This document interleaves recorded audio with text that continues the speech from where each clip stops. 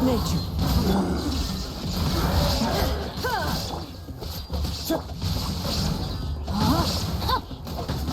Think you can bully me? Illusion shattered.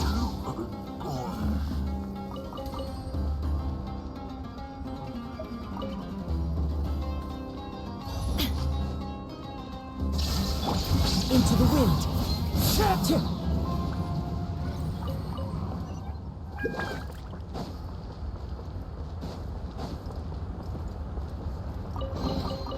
Brings a smile to my face.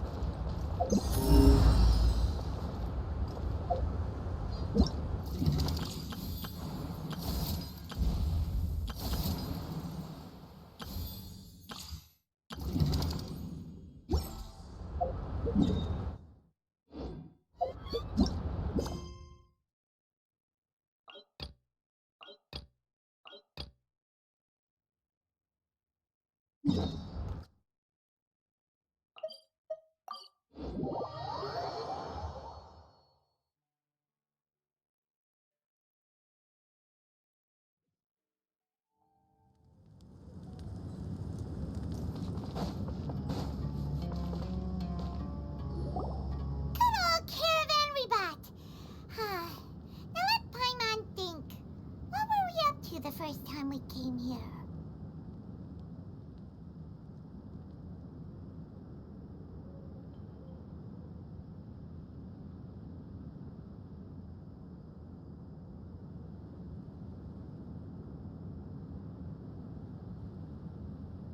Oh, Paimon remembers. Nahita's consciousness had been trapped by the doctor, but we followed the clues she left behind to help her. So much time has already passed since then, and it seems Sumeru's changing for the better now that Nahita's in charge, right? Paimon just hopes this peace will last a long time, and then Nahita won't have any more new problems to deal with. Yeah, guess you're right. We somehow always find ourselves right in the thick of it. Who knows what will happen next? Come to think of it, maybe it's all because of you. Maybe you're just a magnet for trouble. Huh? Me? Before Paimon ran into you, Paimon never ran into any trouble. At most, when she was super tired, Paimon got caught in some strange whirlpool and sucked out into sea. And even then, you fished Paimon out. Anyway, for Nahita's sake, maybe we should think about heading to... Ah, look who it is. Running into you in a place like this? I can see you two still love wandering around. Oh, it's Dia! Since when are we just wandering around? We're usually taking care of some serious business. Even though it may have nothing to do with our journey. But never mind that. What brings you here? I just finished a commission in the desert for a usual client of mine.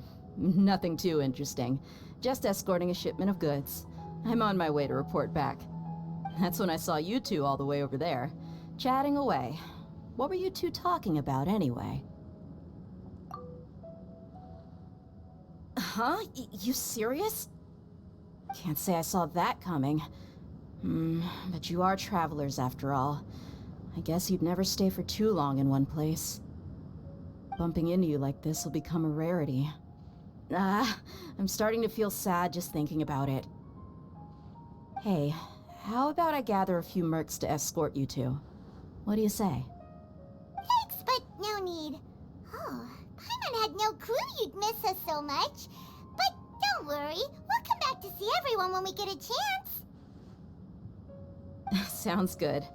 All you need to do to get to Fontaine is cross this stretch of desert and navigate some waterways. Knowing you two, I'm sure it won't be anything you can't handle. So, when are you leaving?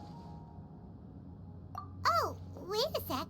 Paimon just remembered there are still a few dishes in Sumeru that Paimon hasn't tried yet. Now, where's that list Paimon made?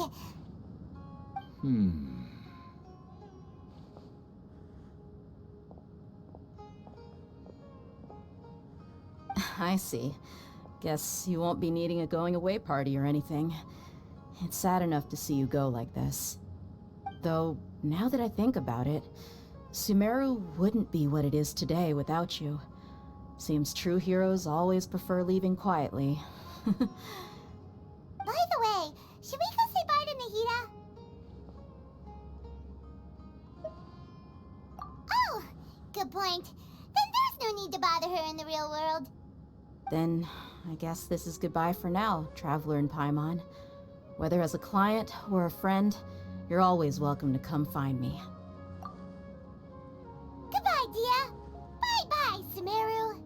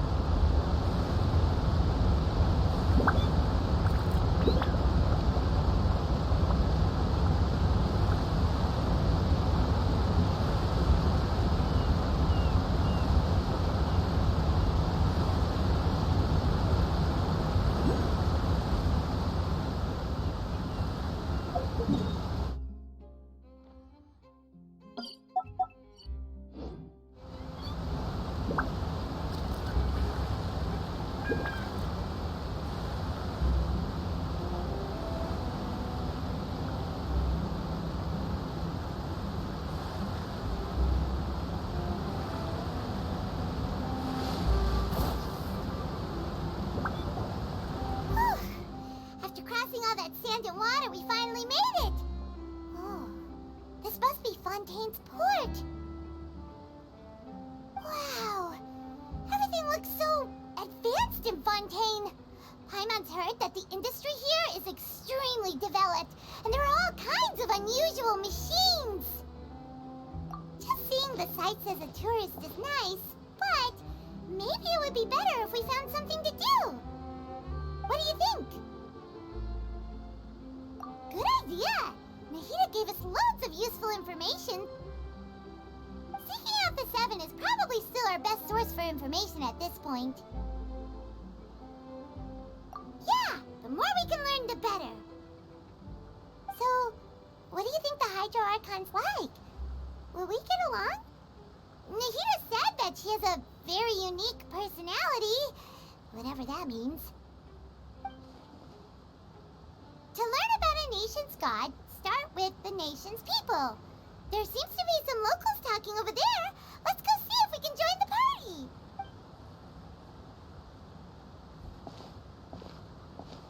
If you ask me, it's a tragedy how things ended for him. Clearly, he was a pretty decent person.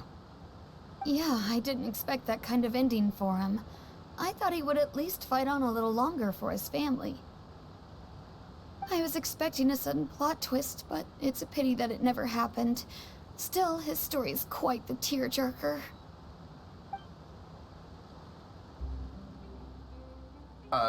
Excuse me. Can I help you too? I couldn't help but notice you standing here listening. Hi. We're travelers new to Fontaine, and we had something we wanted to ask, but you seem to be really busy talking about some kind of play, so we didn't want to interrupt. Play? Oh, no. We're talking about something that really happened. In fact, it's a case that was just heard a few days ago. Really? Like, a real trial? But the way you were talking about it and the words you used just now made it sound like some kind of story. Well, good tales are often based on true stories, aren't they? And what you see in reality may also be someone deliberately putting on an act while harboring ulterior motives. Whether something is true or not simply isn't that important. The main thing is whether the story being acted out on the stage is... Oh, but it looks like you're not from around here. You probably don't know that the Fontaine Court of Justice is called the Opera Epiclese, or more commonly known as just the Opera House. But, shouldn't court cases be treated a little more seriously than that?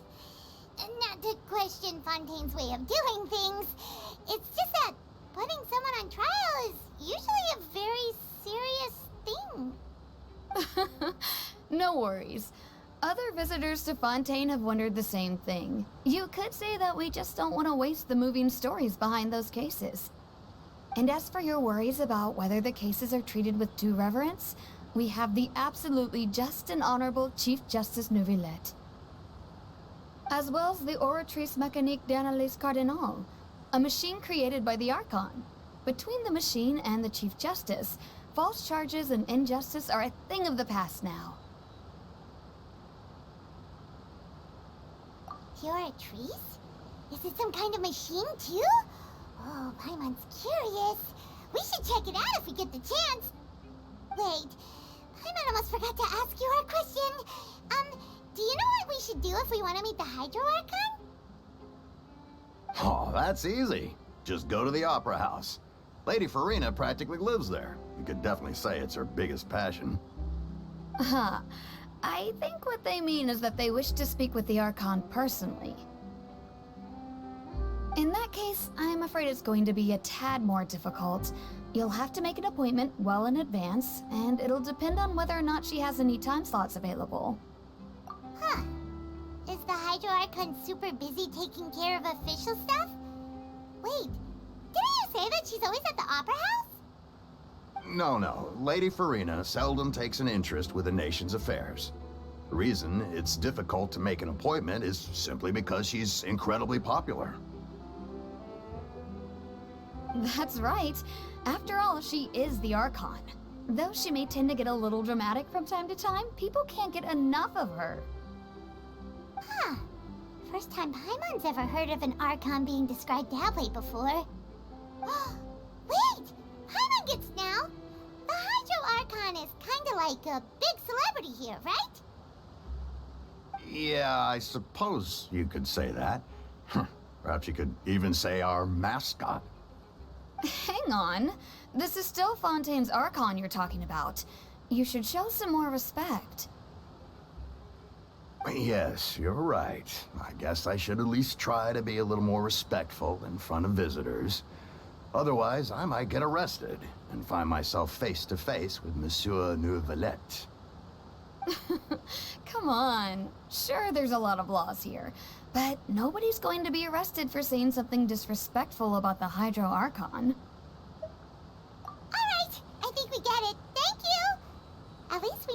that we can find the Hydro Archon at the Opera House.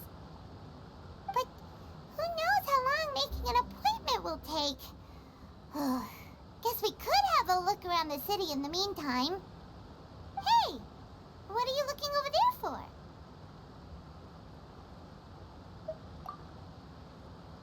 Huh. Maybe something's the matter. She isn't going to jump into the water, is she? Maybe we better go check on her.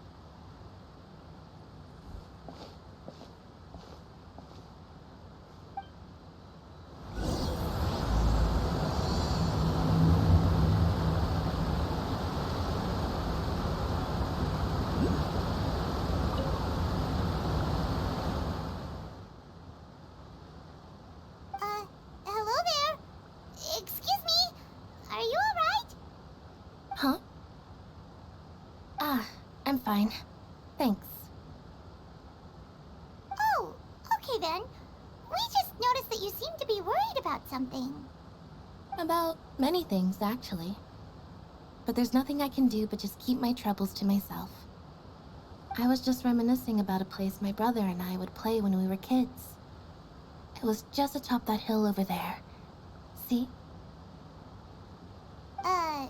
You're pointing at the sea. Wait, are you saying that you and your brother lived in the water? No people call the waters around Fontaine a sea. It's actually just an inland lake that's filled with fresh water. And though I can still see that hill clearly in my memories, now it's been completely submerged. He would skip and jump, tossing sand in the wind. The sun shone brightly, and the air was filled with the scent of the sea. But now, the water is gradually swallowing our memories. It won't be long before it swallows us. Sorry. Paimon doesn't really get what you mean. I don't believe we've had the pleasure of meeting. Are you Lynette's new friends? Oh, and you are? Thanks for looking after my sister. She often comes here to reminisce about our childhood, that's all. There's no need for any concern. Allow me to introduce myself. I'm Linny, and this is my sister Lynette. If I had to guess, I'd say you must be travelers from abroad. Nice to meet you. Paimon is Paimon, and this is the Traveler. We just arrived in Fontaine. We were just talking with your sister. Even though we didn't really get what she was saying. I see. It's unusual for Lynette to be so willing to talk with anyone. In fact, she seldom speaks at all. I'm usually the only one she ever talks to. Oh, really? Then you two are just like us. Paimon's always the one talking for some reason.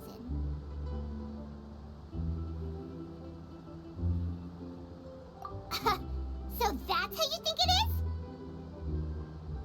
I also think my brother can be too talkative at times. Seems you were right, Paimon. We are quite similar.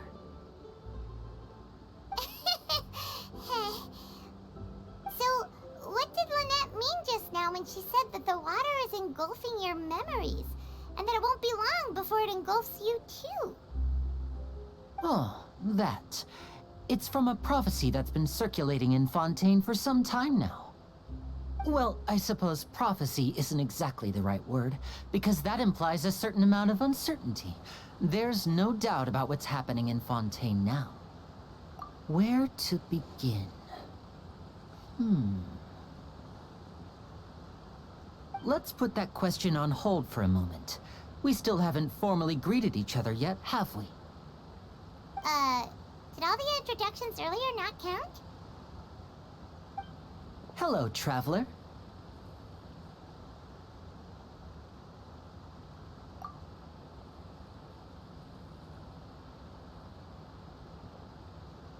And hello, Paimon. Hey! Why didn't Paimon get a handshake? You're not poking fun at Paimon, are you? Please, don't take offense. Just consider it a sort of etiquette we have here in Fontaine when making new friends. You should remember it. It might prove useful. Oh, all right then. Well, Paimon's just happy to have a local friend now. By the way, we were just getting ready to go to the Opera House to meet the Hydro-Archon. Would you be able to show us the way? So you're going to see Lady Farina? No problem at all. In fact, I was planning to go to the Opera House later myself. I'll gladly take you once I finish things here. Please, follow me.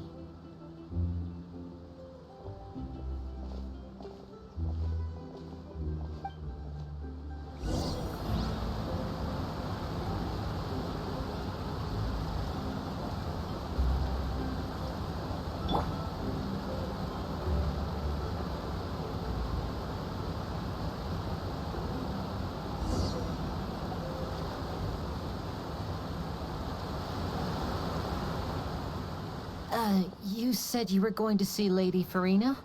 Well, it seems Lady Farina has come to see you.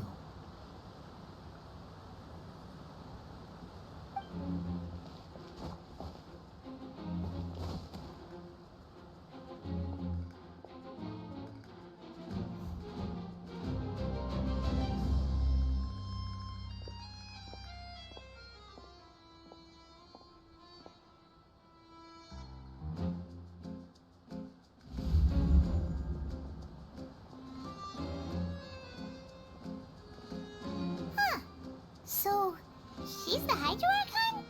But how did she know we were looking for her? My dear people, rich and poor, those with cup in hand and those with nothing at all, raise your glasses in celebration! If you don't have one, then just raise your hand in lieu.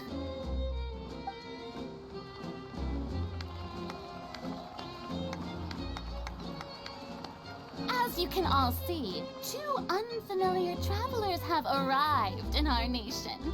Come, let us make a toast in honor of this traveler and her companion who have journeyed here from distant lands.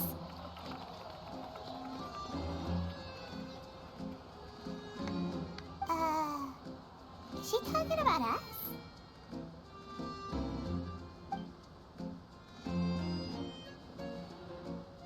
I've long heard of the turmoil and chaos you've left in your wake as you visited other nations. But I welcome you nevertheless. No, I have come to receive you personally. Fear is for insignificant cowards. I am a god, and I will never entertain the notion of such meaningless wariness. You can be rest assured, I see clearly your sincerity. Of course, seeking an audience with me is the most sensible thing to do. It will allow you to truly behold my power and witness my authority. Intelligent people always gather under the correct banner. I, Focalor, hereby welcome you to the nation of Hydro and acknowledge the value and significance of your trip. Now, you may rejoice in this. Yeah, Paimon still can't believe it. Feels like we've only been here for a few minutes. But the Hydro-Archon's entrance was, how should Paimon describe it? A little over the top?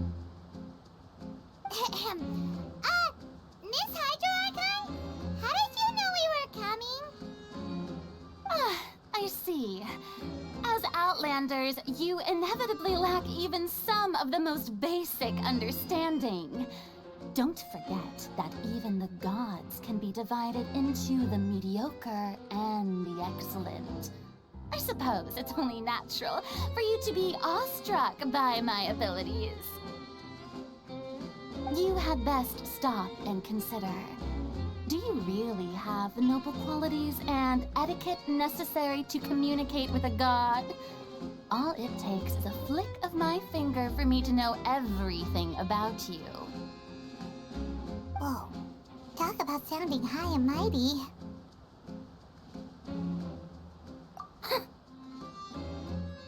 Oh?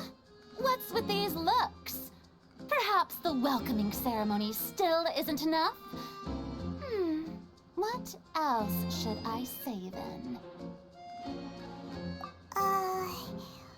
Is she waiting for us to start talking?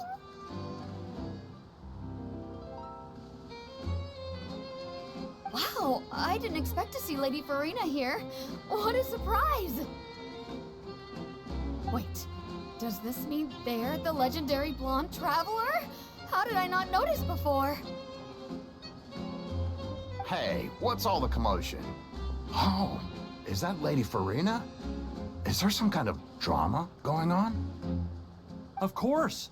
That's the blonde traveler. The one all those stories are about. Lady Farina came here to personally see her. Oh, I bet this is going to be the duel of the century. Ooh, I've got to see this.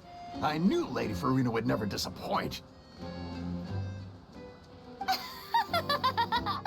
Yes, but don't get too excited now.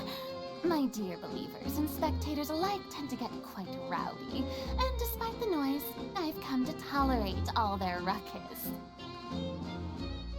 You may consider this my reward to all of you. I have determined that there will be an epic duel between myself and this traveler from another land, just as you were hoping to see. Now she wants to fight? Aren't we getting a little ahead of ourselves?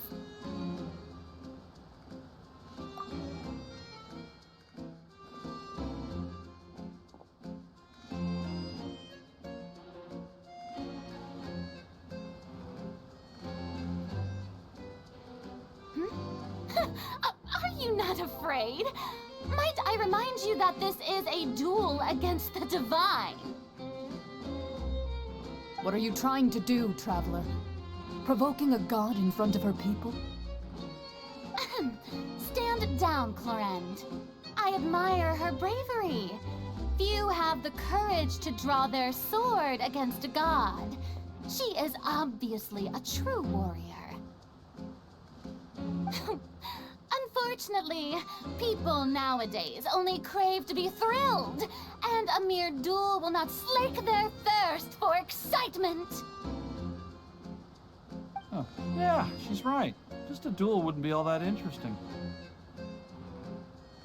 On Araneus, criminals are always requesting duels to defend their honor. I'm getting a bit old, to tell the truth. You see, then, as the god of justice, I shall face this traveler in another kind of duel. A duel in court! All right! Now that'll be worth seeing! Right. This is Fontaine, after all. Such a grand opera house, it would be a pity not to use it. Why do you care so much about the crowd's reactions? Seems you've spent a little too much time in the opera house. Besides, how exactly do you plan to have a duel in court? You mean you're going to put us on trial? Oh, we have reason to put you on trial. It's obvious, isn't it? According to Fontaine law, no one is permitted to release any flying objects within Fontaine city limits during the first 3 days of each month. You are clearly guilty of violating this law, no? Oh, so that's what they've done wrong. That's our Lady Farina. No one knows the laws of Fontaine like she does. You call that obvious? What kind of law is that? Wait, flying object? You mean Paimon?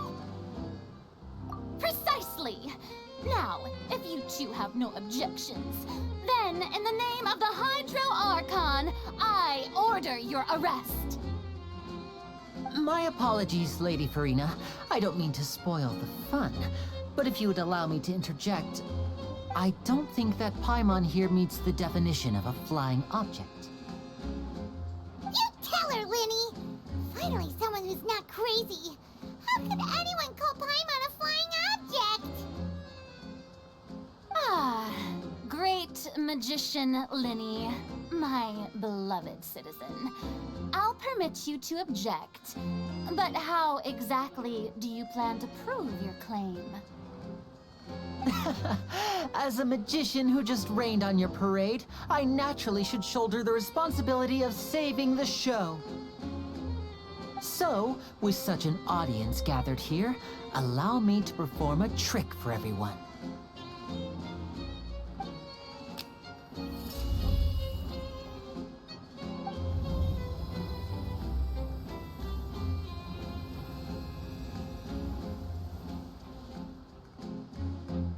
Ta-da! What's that on Paimon's back? Hey, when did you do that?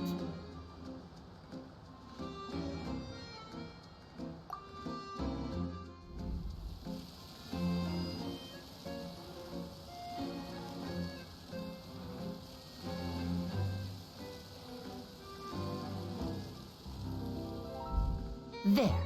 As you can all clearly see, Paimon should be classified as, well, something like a balloon. This rope has been in the Traveler's hand all along. It was just that no one could see it before. Huh? You call that magic? You've got to be joking. I thought it was pretty good. Nice one. Huh. I'm not sure what to think. It seems Lady Farina's charges no longer hold water.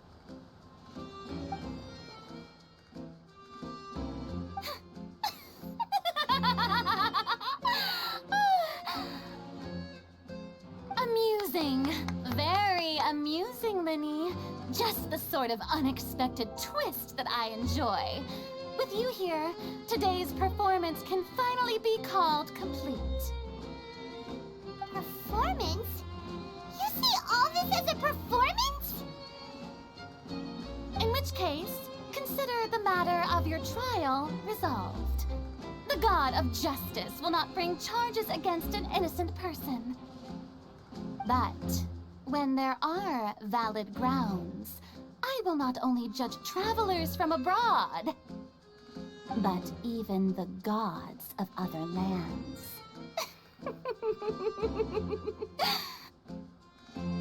I look forward to seeing your upcoming performance at the Opera House, Mr. Linny and Miss Lynette. That's enough for now.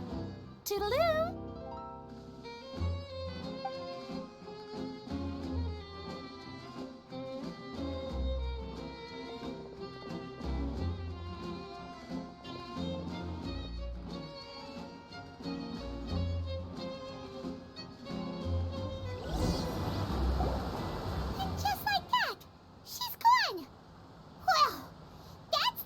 Unpredictable Archon Paimon's ever seen. You never even had a chance to ask her anything.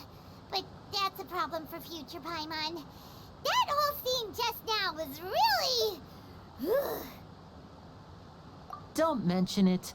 I just happened to remember that there was such a law, so I did a little preparation, just in case. I didn't think it would actually come in handy. So, now do you see what kind of god Lady Farina is? She can be a bit confusing at times, but she is still amenable to reason. Anyway, Paimon had no idea you were a magician, Linny. It sounded like you'll be performing at the Opera House, right? I just know a few simple tricks I use to make a living. Lynette is my assistant.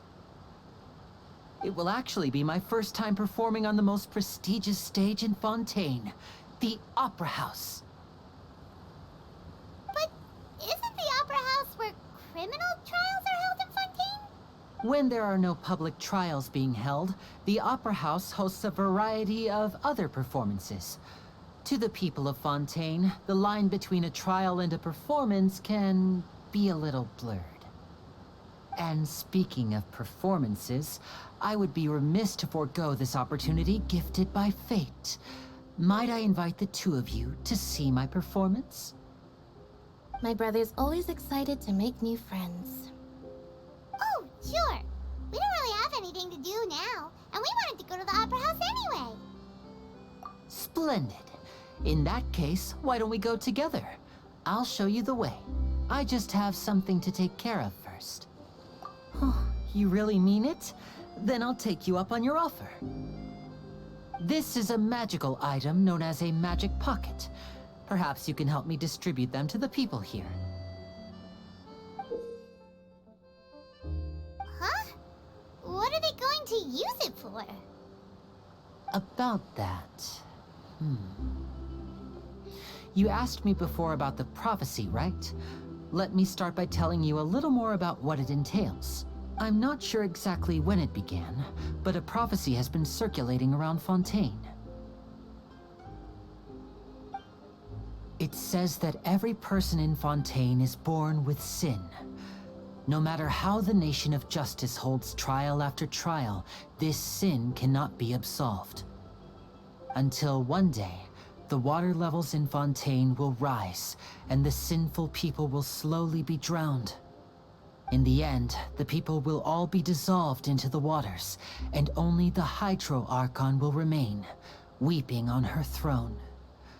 Only then will the sins of the people of Fontaine be washed away. That sounds pretty gloomy. Why are people in Fontaine born with sin? What is that supposed to mean? There are lots of guesses. Some say that the ancestors of Fontaine stole the power of the seas and stirred its wrath.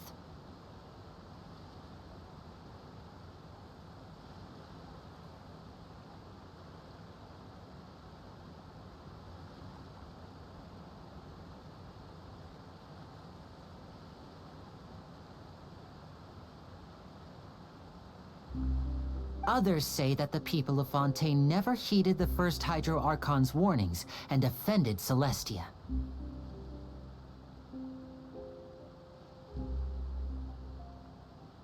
But here in Fontaine, evidence is what matters. There hasn't been concrete evidence for any of these claims, so they can only be regarded as conjecture. If even the people in Fontaine don't know what sin they committed, wouldn't it be better just to ignore the prophecy completely? What? That's exactly what the people did at first. But in the last few years, the water levels in Fontaine have actually started rising. Many places have already been completely submerged, and now lie beneath the sea. Many people carry on with their lives as before and shrug it off as a natural phenomenon. But my family and I think that the people of Fontaine shouldn't ignore the possibility, which would end up sentencing them to death. We hope that at least the people who reside near the waterfront can move away before it's too late. So, we've started distributing magic pockets to them. As a magical item, these magic pockets have astonishing capacity.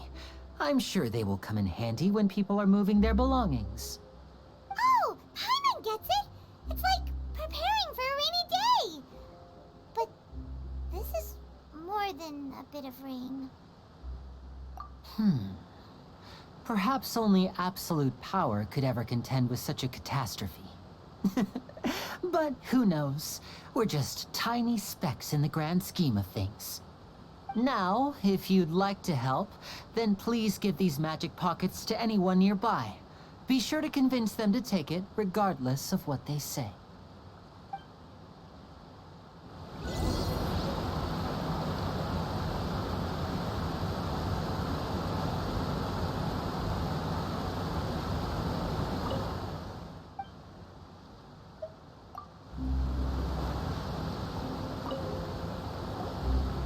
So you're the blonde traveler that everyone's been talking about. My apologies for not recognizing you earlier.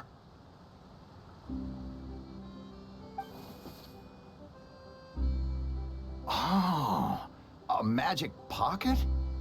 Seems you really thought of everything. Thanks. Please, also thank the magician on my behalf when you get the chance.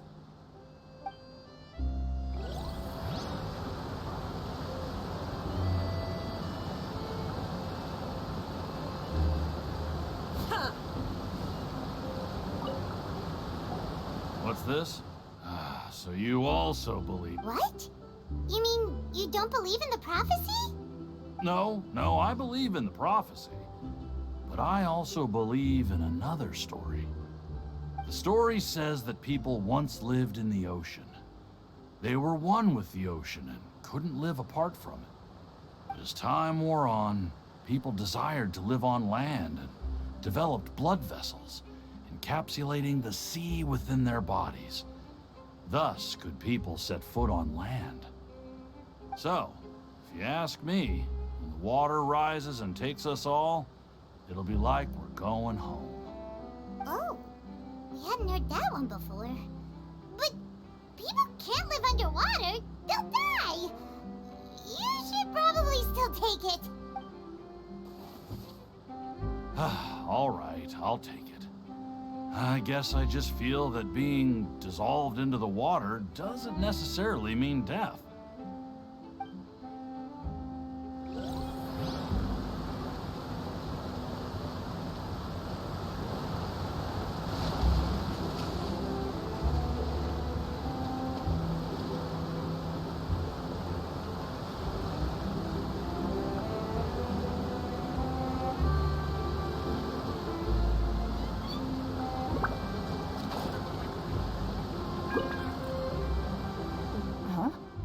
I don't want that thing. Way I see it, life is all about living in the moment. What use is there in worrying about the future? You should still take it. Oh, all right, fine. Thanks. It's just that...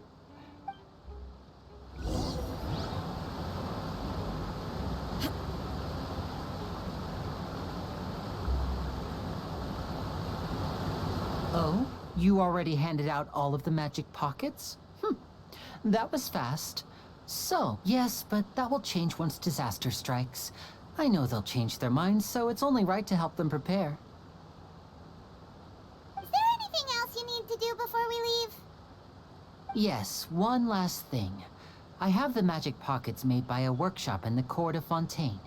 Since we're out and about, I was thinking about... So, you want to collect materials? Just tell us what the materials look like and we'll help.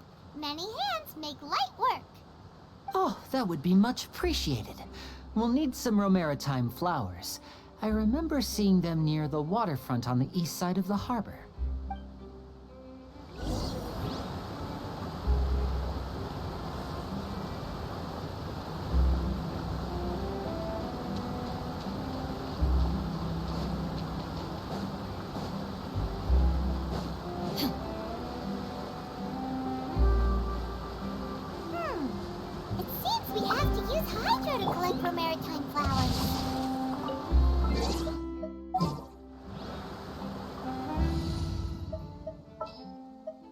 It is as the stars foretold.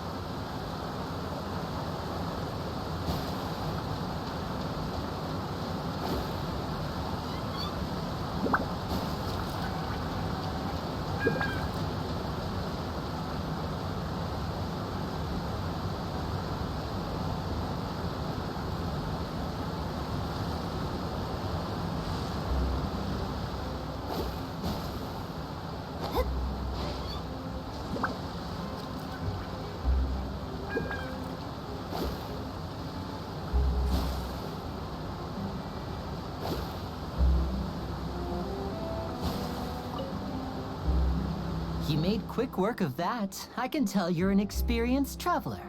I've also finished collecting. Maybe next time you'll feel like helping too, Lynette. No way. I'm in power-saving mode today. Otherwise, I fear I may not have any energy left for the performance at the Opera House. Fine. Though the performance is still a long way off. Now that we're finished here, we should get ready to head back to the court of Fontaine. So, we're going to the court of Fontaine before we head to the Opera House? Good. Paimon wants a tour of Fontaine's largest city and try...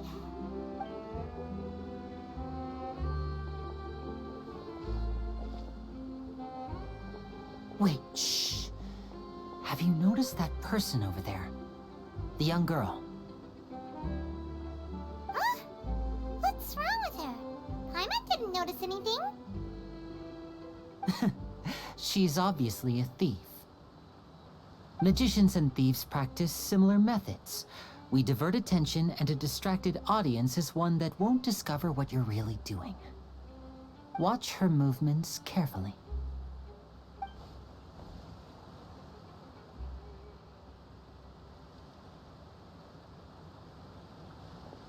Oh, he's right! Shh, keep your voice down. We need to think of a way to catch her, but it seems she's very alert. Perhaps we should split up. You two can ride the lift over there and wait up top. I bet that'll be her escape. All right, let...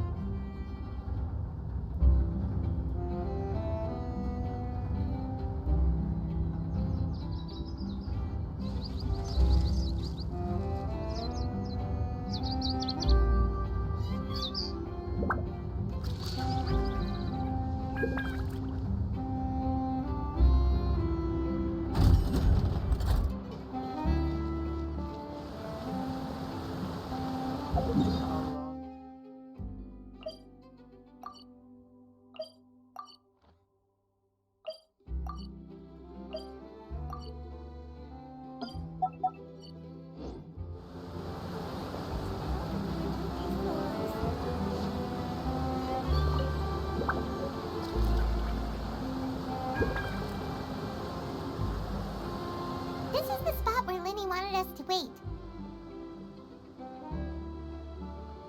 Oh, look! Isn't that her?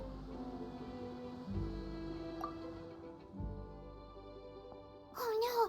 Did she notice us? What should we do? Should we chase her?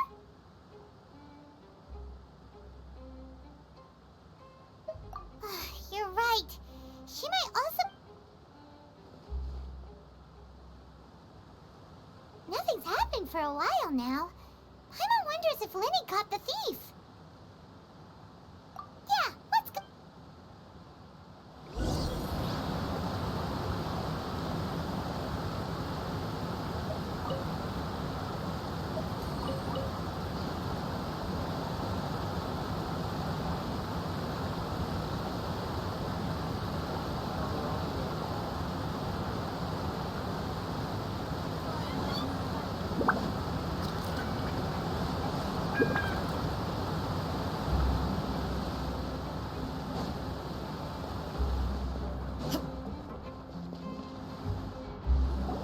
Are you sure that's all she took? You should check to make sure you're not missing anything else. No, that was all. Oh, I can't thank you enough. I didn't notice a thing earlier. Anyway, I should be going now. Oh, were you returning what the thief had stolen? That's right. Pity I wasn't able to catch her. She distracted me by dropping the thing she stole on the ground. By the time I looked back, she was already gone. I saw the general direction she went, but Linny twisted his ankle, and I needed to make sure he was okay. Oh, did you get hurt, Linny? I'll be all right. It's just a twisted ankle, that's all. In fact, it's feeling better already. If you want to play at being a hero, at least try not to get hurt doing it. Imagine what would happen if you managed to derail our performance as a result. You're right. Sorry, Lynette. I have to admit that the thief was even more skilled than I had anticipated.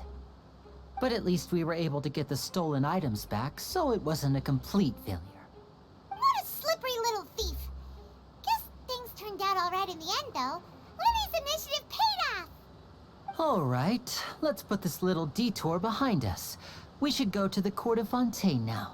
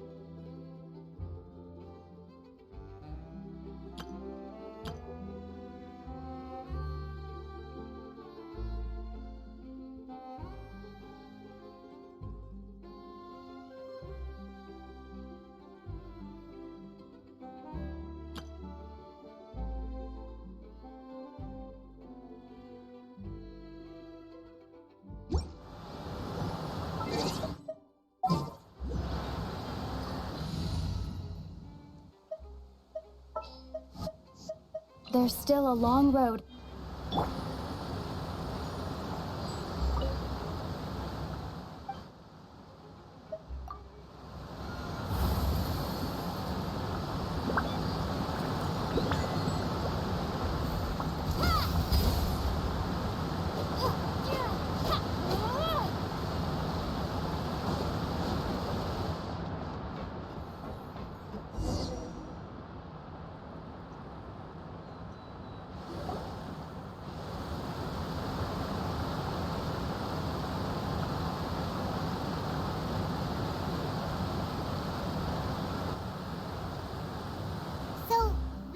This thing to go into the city?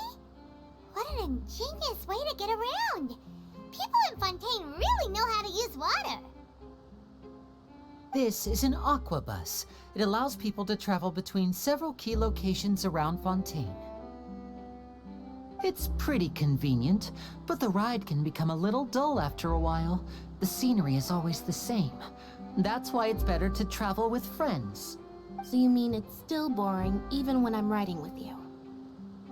No, that's not what I meant. It's just that, well, you don't really talk that much.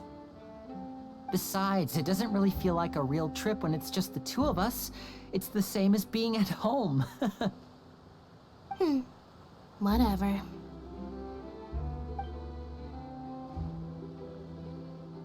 Guess that's what it's like to be an older brother. It's about time for us to leave. Let's get on board.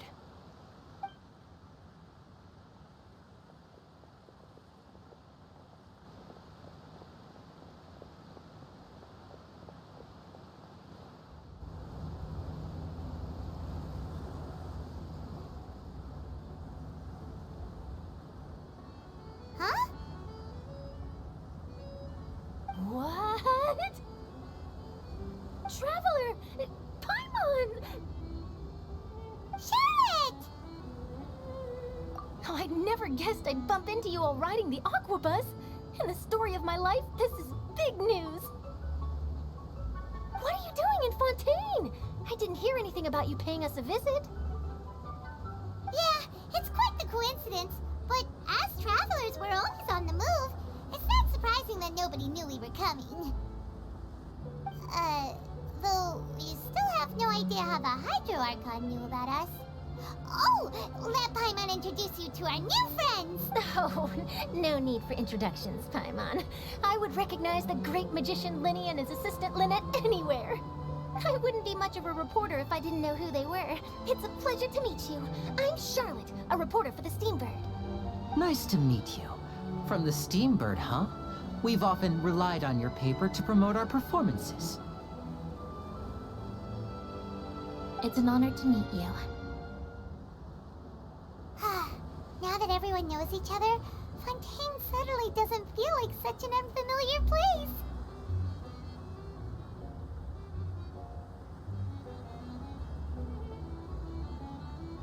So, what have you been up to lately, Charlotte? Any big news? Not too much. When there isn't any breaking news, I mainly cover the trials at the Opera House.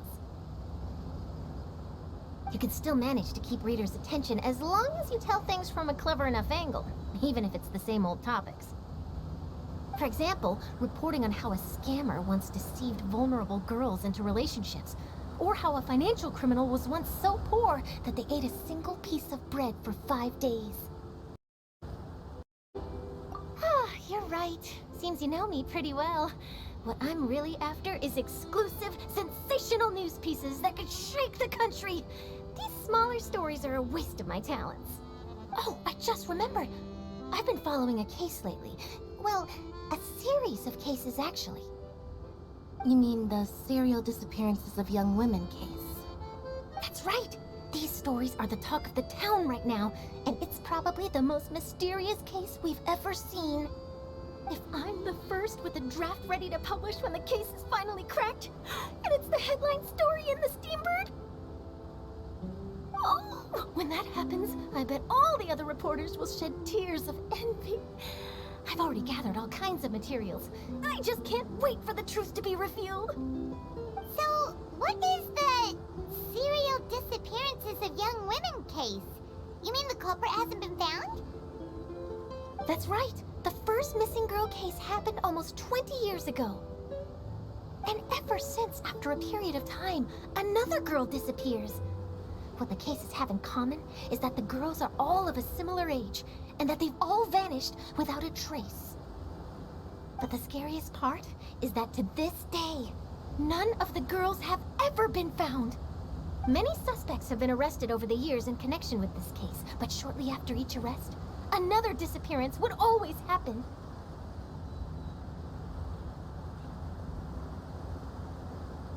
Yes, it's possible. But either way, I believe that every case has some precise truth behind it, waiting to be exposed. Yes, I agree.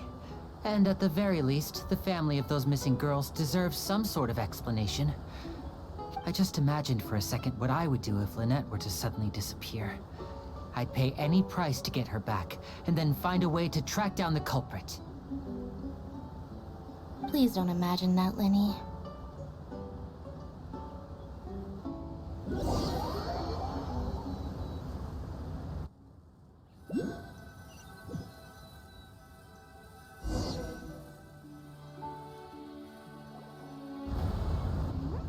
Hey, we're almost there! Look!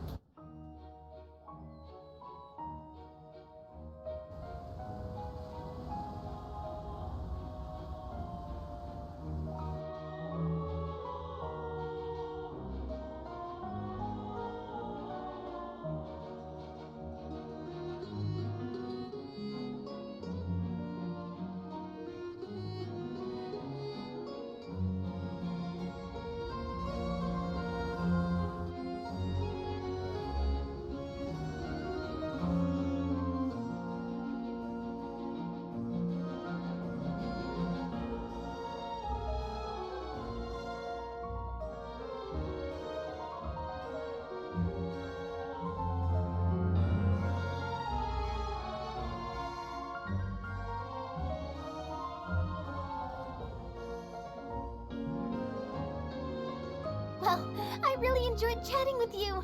Life should be full of pleasant little surprises like this. Yeah, us as well. The ride went by too quickly. I have an interview to get to. I should get going before I'm late.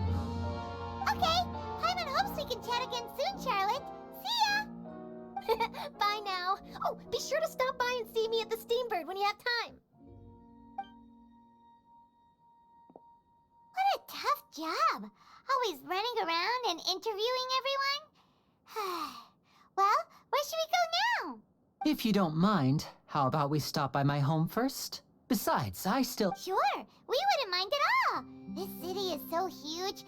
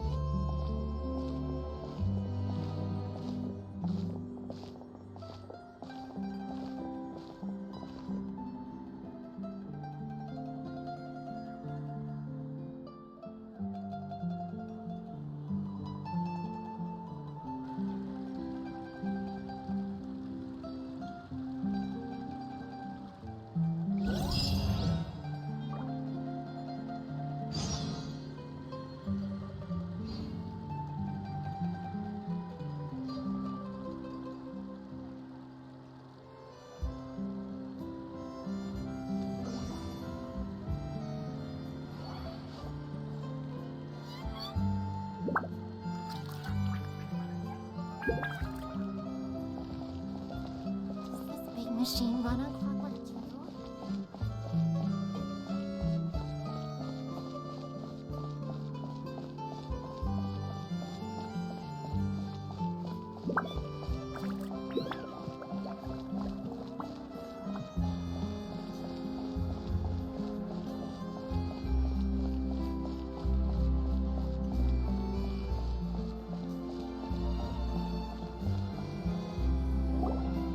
This is our current abode.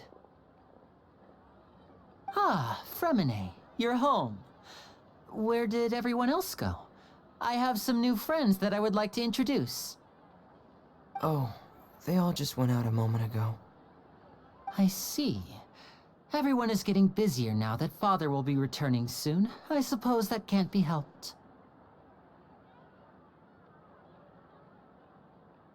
Allow me to introduce you to my little brother, Fremine. He is a phenomenal diver. Hello.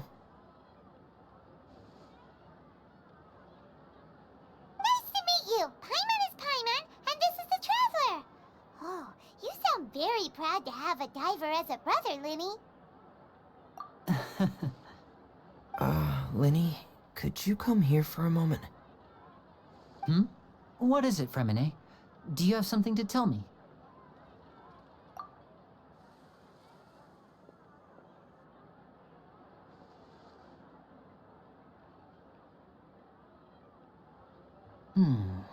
Okay, I see. Is everything all right? Oh, it's nothing. We were just discussing a little housework. Sorry for the interruption. Oh, before I forget, the Traveler and I collected more materials to make magic pockets. Were you able to get any, Fremine? Yes, I went diving and gathered lots of materials. I was about to give them to you. That's our Fremine, always quick with the underwater work. All right, I'll take these to the workshop.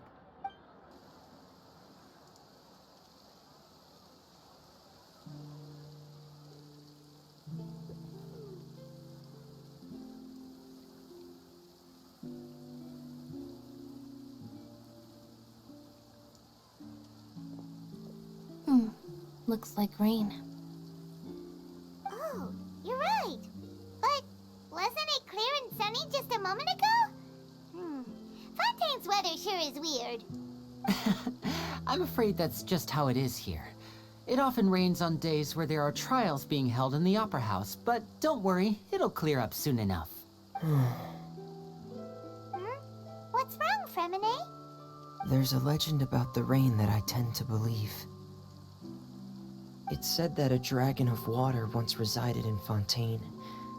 Though we don't know where the dragon went, every time it weeps, the skies will cloud up and pour out rain. When I was a child, my mother told me that if I wanted to go outside and play, I should yell toward the sky at the top of my lungs. Hydro Dragon! Hydro Dragon! Don't cry! If it's an elemental dragon, then having the power to make it rain wouldn't be very unusual. Let Paimon try something. Hydro Dragon, don't cry!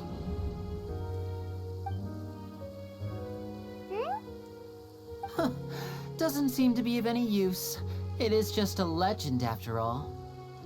You know, you might be a more popular magician if you understood the concept of romanticism. Or could at least play along. Sorry. It might be because we've never met the Hydro Dragon. Perhaps it can't be comforted by the words of strangers.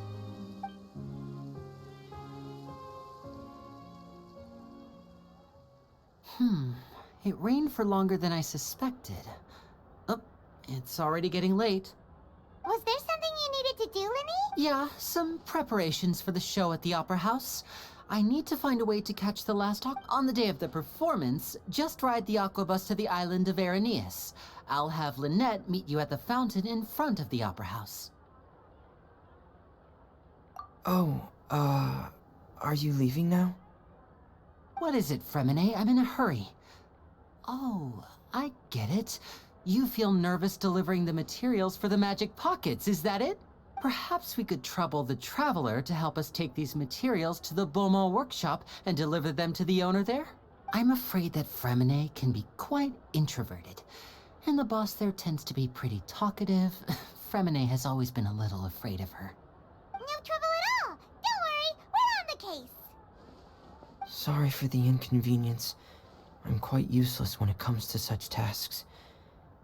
I'll think of a way to make it up to you. Oh, no need. This will be a walk in the park for us.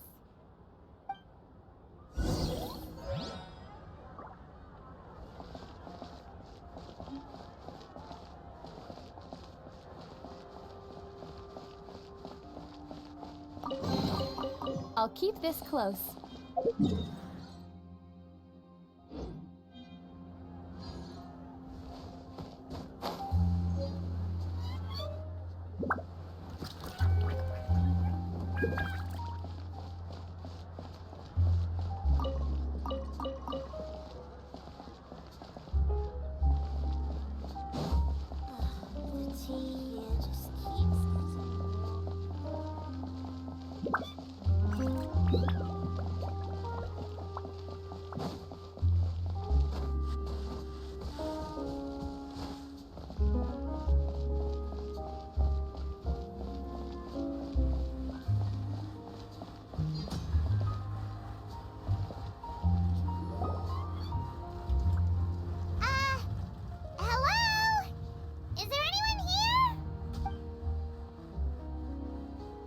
Oh, hello there.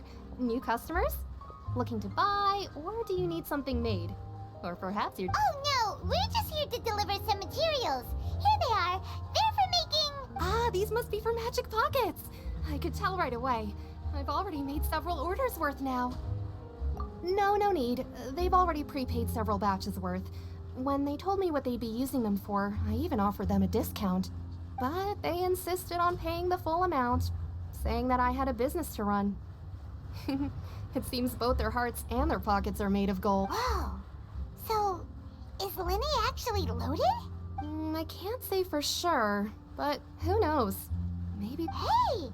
Is this machine what you use to make stuff here? It looks really advanced. Why use your hands when a machine can do the work? It would be a waste not to use the latest technology. And wasting is a kind of crime. But where does a big machine like that get its power? Well, it's a little but basically, everything we usually use here in the city is powered by indemnitium. It's a type of energy that's produced from trials. Huh? How can trials produce energy?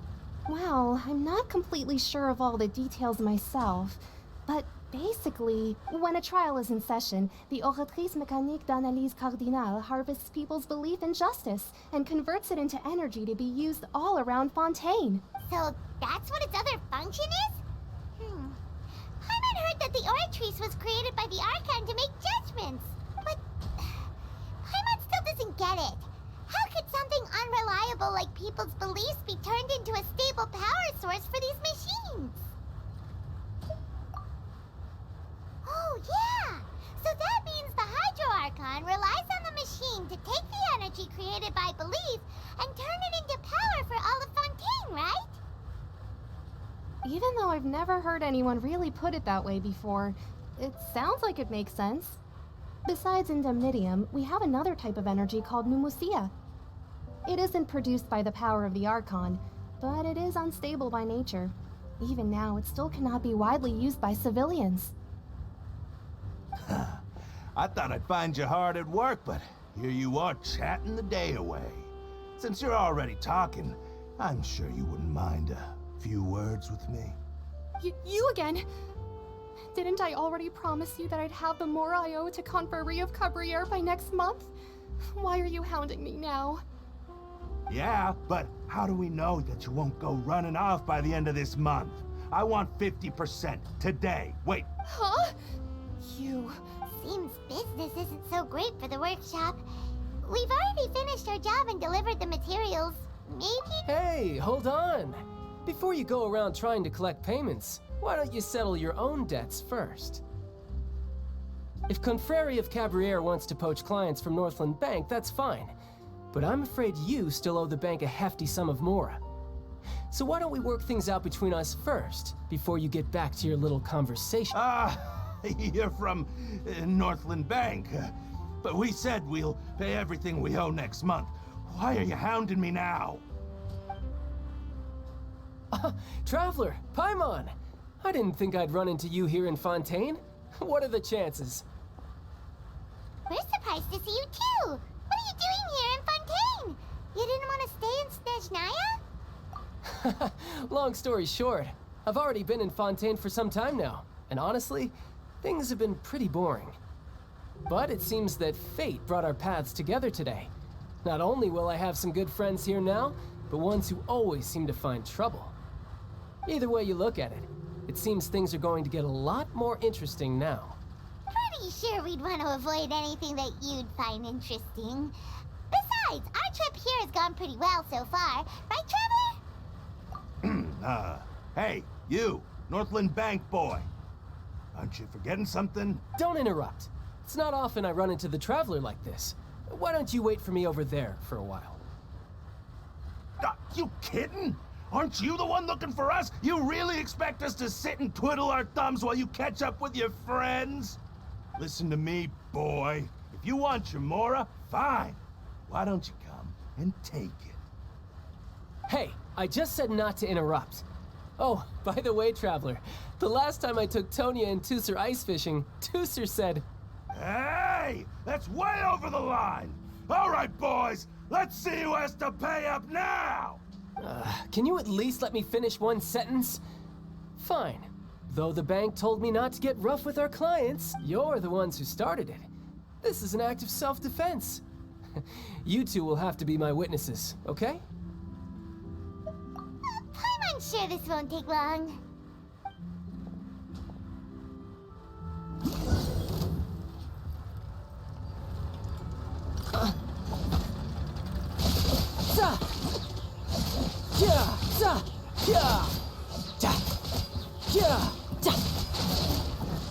Brace yourself. This is gonna hurt.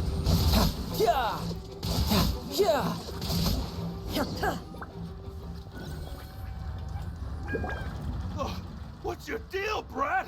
How are you so strong if you're just a staffer from Snezhnaya's Northland Bank? Wait, don't tell me you're... Oh, now you notice. It's a little late, don't you think? Just make sure you understand that you don't mess with Northland Bank. Got it?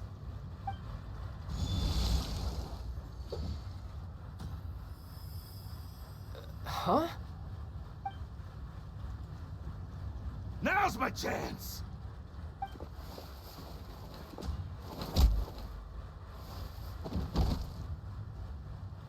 Huh. That was weird. I'm not sure. It's as if I suddenly lost control of my hydro powers when I needed them. Maybe there's something wrong with my vision? Strange. How could that happen? First time Paimon's ever heard of someone losing control of their vision.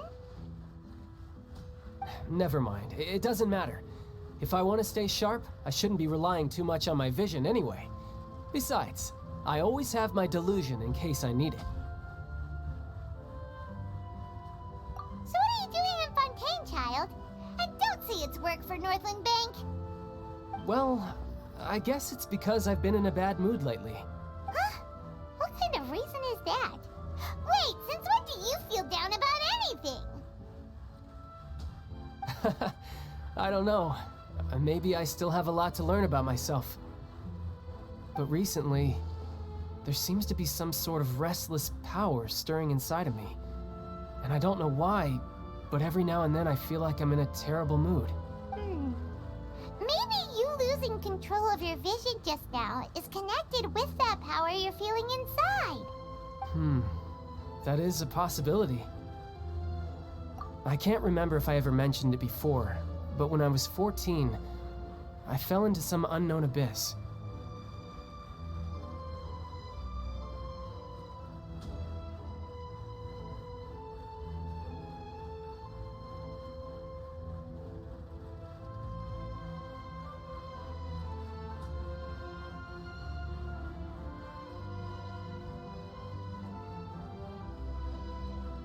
It was during that time I learned nearly all of my abilities. The one who took me under her wing and taught me was named Skirk. She was always quiet and very mysterious. Nobody knew where she came from or what she had been through, and she was always very strict when teaching me combat technique. One time, I asked her why she was willing to take me on as an apprentice. From what I could make of her answer, it was because I had awakened it, and traces of it remained on me. She said that all my combat training would be useful in the future. But what is it?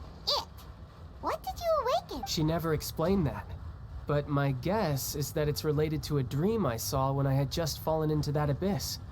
In my dream, I was in the deepest depths of the sea, and the boundless seabed was all around me. But in front of me appeared a whale that was so massive, I felt like I couldn't breathe. A whale? Oh, that sounds familiar! When we fought against you before, you summoned a huge whale that seemed to leap at us. Is that the one?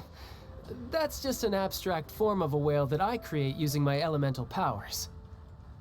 It takes that shape because the scene I dreamt of the whale has always been stuck in my mind. I'll never forget it. So you used the whale as inspiration for one of your moves? Huh. Seems a little twisted to Paimon. So why don't you just go ask your master? Maybe she knows the answer. You make it sound so easy. Ever since the incident I experienced there, I've never stopped searching for Master Skirk and that unknown abyss. But it's been years now, and I've still found nothing. There isn't even a trace of the place where I remember falling into the abyss. Oh, it sounds like some kind of ghost story. Yeah, I'm out of leads at this point, but there's nothing more I can do. It seems the time really flies when I'm talking with you. I just remembered I have somewhere else I need to be. What? More work for the Northland Bank? And no, it's more of a personal appointment. Lately, I've been sparring with some of Fontaine's official champion duelists whenever I'm feeling bored. Official champion duelists? You mean it's their job to duel? Yep, in Fontaine, before a criminal goes to court, they're given one chance to defend their honor by requesting a duel with an official champion duelist. The champion duelists are all powerful fighters selected from among the nation's best. And the duel itself is a no-holds-barred fight with no specified stop, so engaging in such a duel is regarded as a symbol of defending your honor.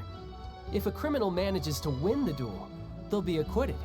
But if they lose, they'll have no choice but to stand trial. And the worst-case scenario is that you're simply killed in the duel. Though it's rumored that Fontaine has a death penalty, from what I can tell, no one has ever been officially sentenced to death. So really, the only people who opt to duel are those who have suffered a grave injustice in being accused, or those who greatly value their honor. Otherwise, why gamble with your life? So, do many people actually get out of their trials by winning the duel? Apparently, it's exceedingly rare for anyone to actually win. Fontaine probably enacted this system as a way to show that the nation respects the honor of its citizens. Besides, none of the champion duelists are to be trifled with, which is exactly why I was itching to face them as soon as I got to Fontaine. Apparently, the one I'm meeting today, Clorinde, is the strongest of the champion duelists. I had been asking her for some time before she finally agreed to face me today. Well, that's child for ya. Paimon feels like we heard that name. Oh, before I forget, I want you to have this. Huh?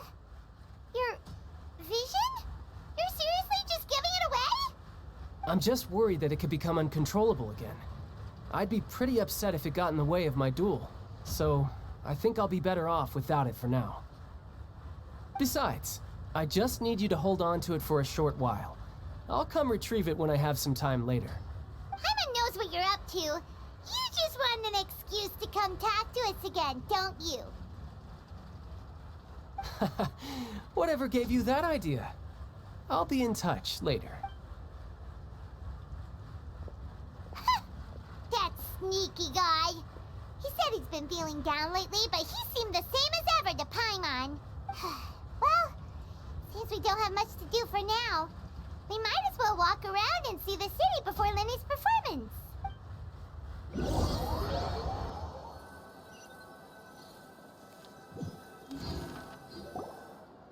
Wow! Who could have seen that coming? The reporter who was barely around for most of the story was the murderer all along!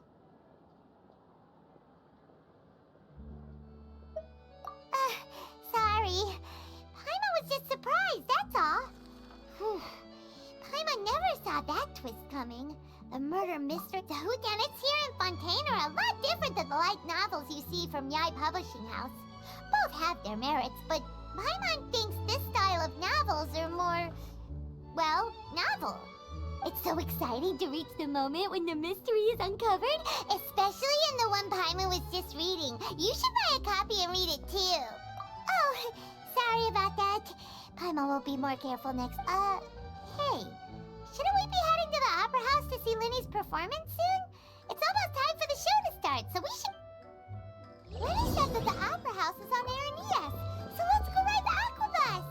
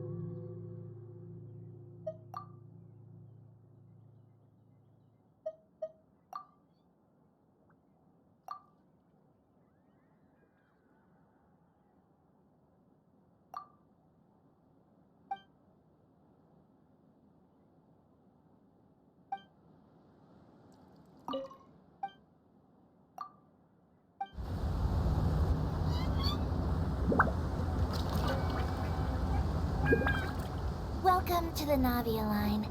I am Elfan. The boat will be departing imminently. Please do not stick your head, hands, or other body parts outside the boat. The Aquabus operator is not responsible for any accidents or injuries resulting from doing so. Also, please remember to buy the Steambird, though I don't read it myself. The destination of the current tour is Erinias. Points of interest worth visiting include the Fountain of Lucine and the Opera Epiclese. If you look to the left in the direction we are currently traveling, you will see the famous Fontaine Research Institute up in the sky. An experiment gone wrong turned new sightseeing opportunity. Human ingenuity truly is a wondrous thing.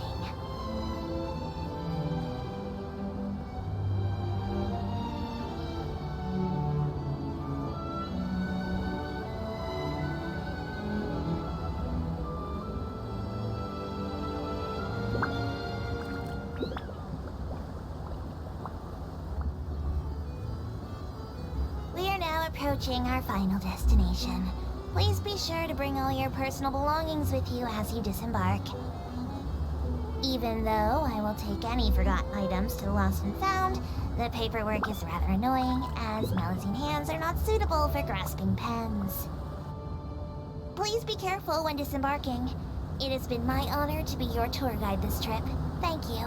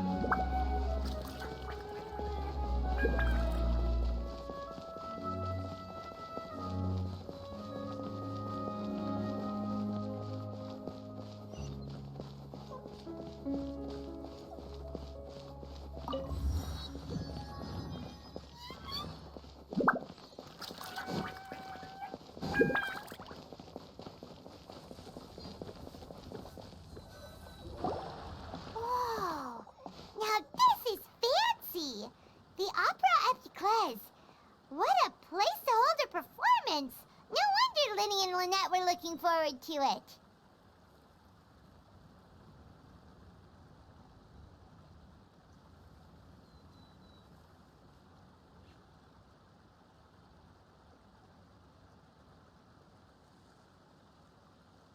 Huh.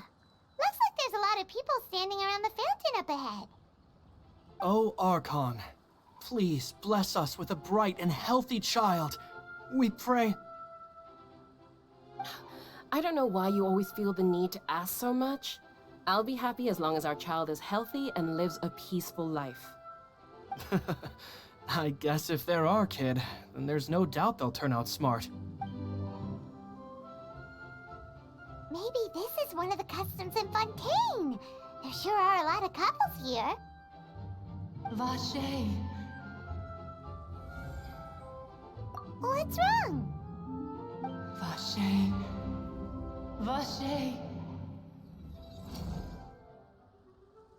No, Paimon didn't say anything. Are you hearing? Welcome to the Fountain of Lucine.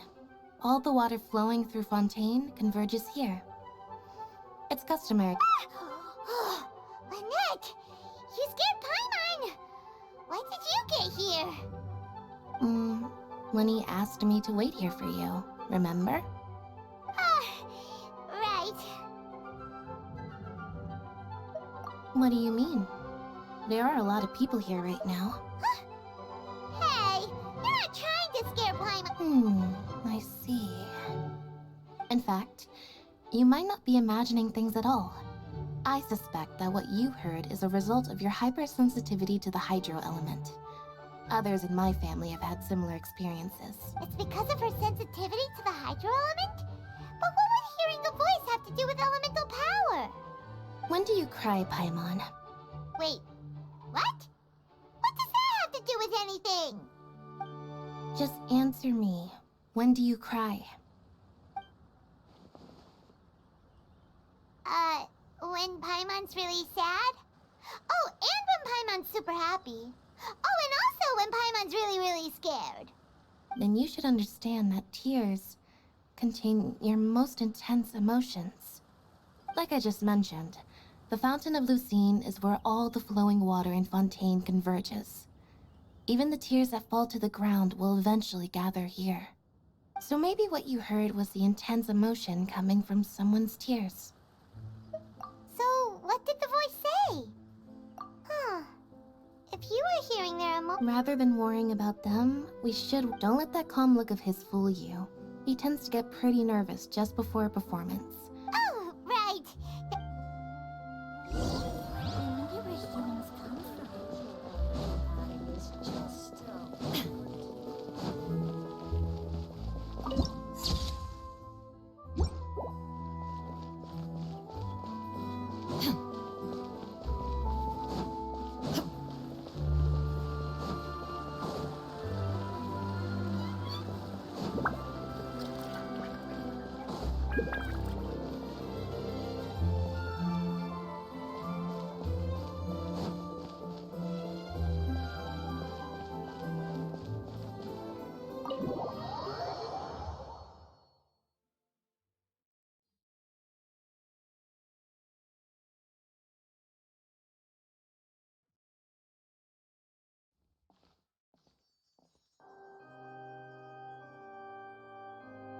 Ah, Traveler and Paimon. Good to see you.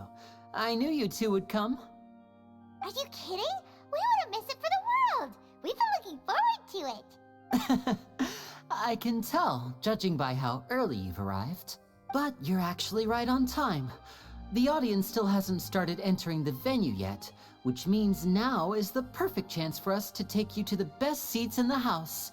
Wait just a moment. I'll fetch the tickets.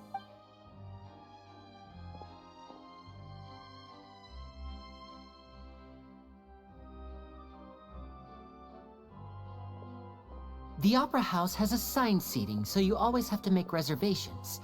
I've already reserved your seats, and here are...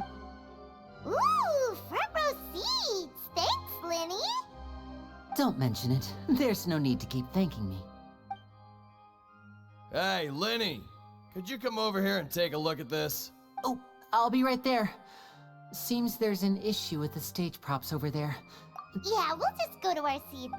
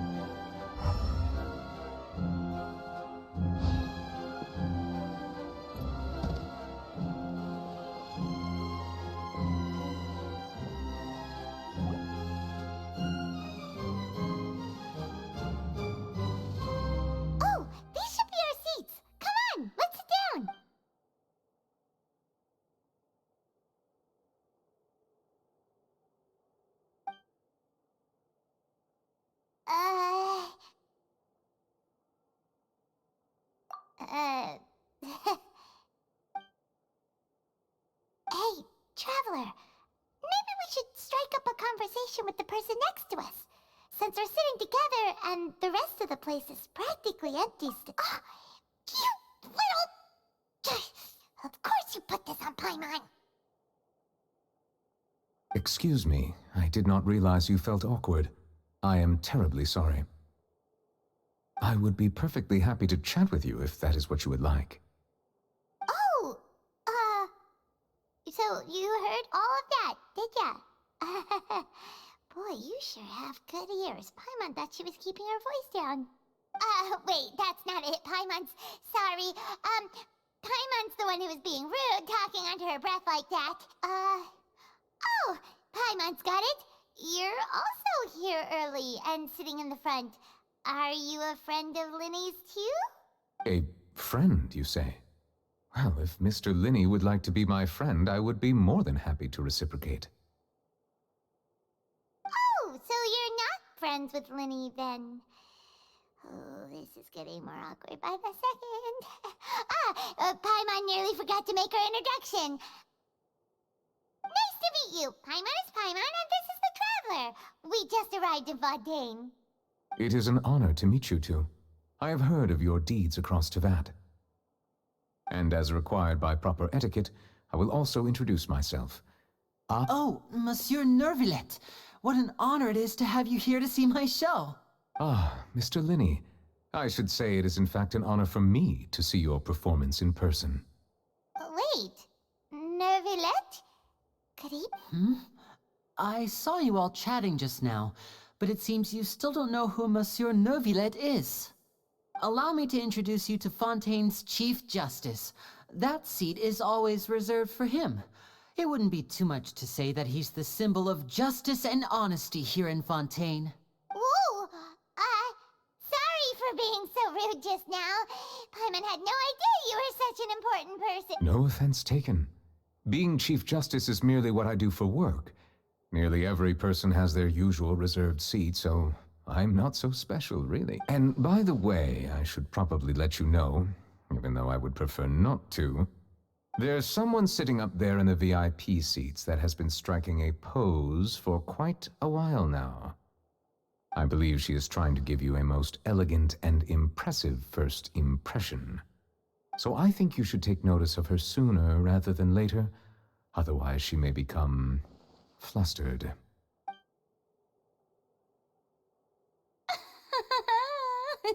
Huh? Oh, it's Farina, the Hydro-Archon. Huh. She sure has a smug and satisfied look on her face. Guess she has no idea that you saw right through her act. Very good. That is for the best. No need to pay her any more attention. We may now enjoy the show. Huh? So is this what things are like between the Chief Justice and the Hydro-Archon? All right, please wait just a moment longer. I've pretty much finished my preparations. Yay! The show's finally about to start!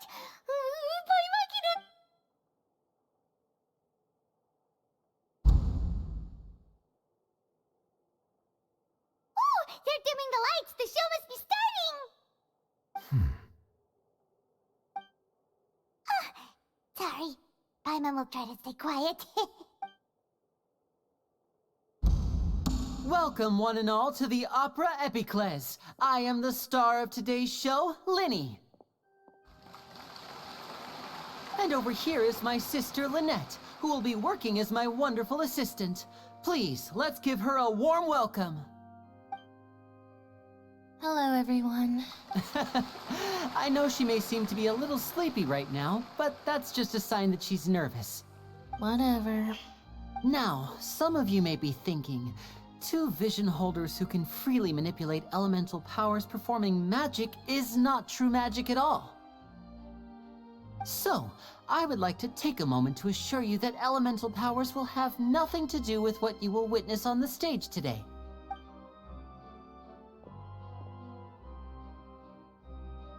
Both Lynette and myself have removed our visions for the show. That way, even the gods won't be able to help us. Oh, good point. That's what makes the show real magic.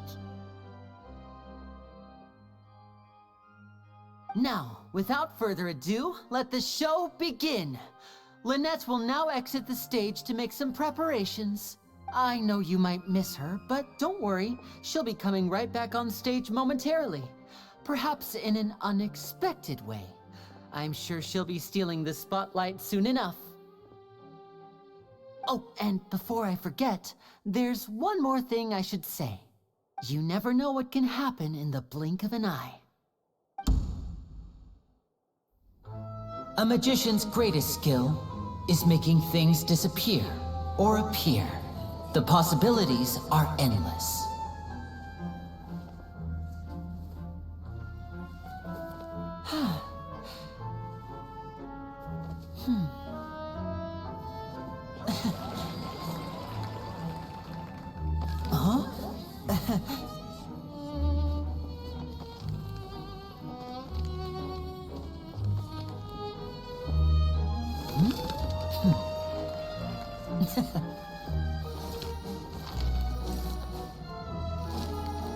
But this isn't what you came for. These little tricks, you've seen them all before. So it's time for something truly extraordinary, don't you think? This one's a little tricky.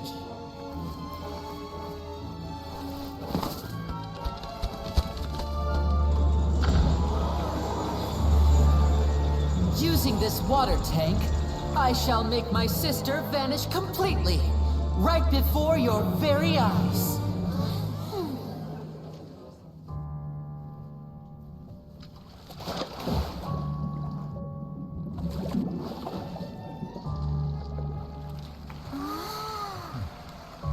It's actually quite simple. She'll just turn into air bubbles and float right out of the top.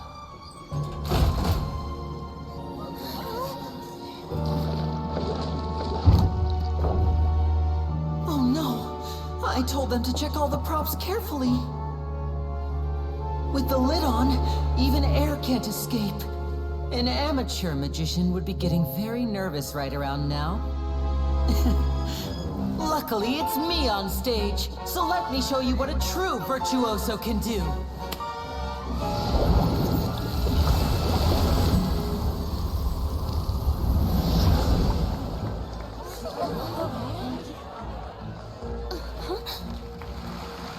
Lynette, are you still there? Don't go too far. We don't want to use up all our magic.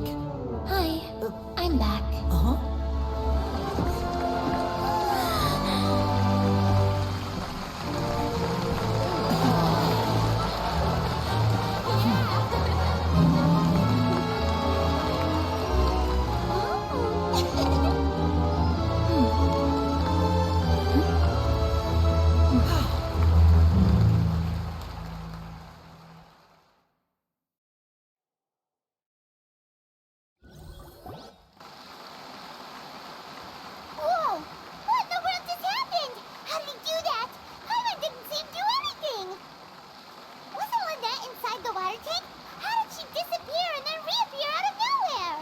If we could see easily through his tricks, then that would mean that his skills are still lacking. To appreciate magic, you should focus on the show happening on stage, rather than getting caught up in trying to see that which has been intentionally hidden. Guess you're right. Paimon couldn't believe her eyes when Lynette reappeared. Amazing! Thank you everyone. I'm glad you enjoyed that performance. But our magical journey has only just begun. I've prepared. The magic of transformation and disappearance can go far beyond what you've just seen. I'm sure many of you are thinking that escaping the water tank was impressive enough, but Lynette is still my assistant after all. In which case, I have ample time to make all necessary preparations. So, for my next trick, I will require the participation of one lucky audience member. Please, if my assistants could bring out the magical boxes now. There are 2 boxes and only 2 boxes. One is here and one is there in the aisle among the audience. I'm sure many of our clever audience members have already guessed our next magic trick. A swap! Our lucky audience member and I will each enter a magic box. After 1 minute, we will each emerge from the opposite box. Now please, everyone pay very close attention to the box you see here. Don't give me any chance to make a move. Wow, how's he gonna do this? Hey, do you think this is all magic tricks, or does Lenny have actual superpowers? The lucky audience member will be generated by this random number selector. It selects numbers entirely at random. Even I don't know who will be chosen to participate. Now then, let's begin.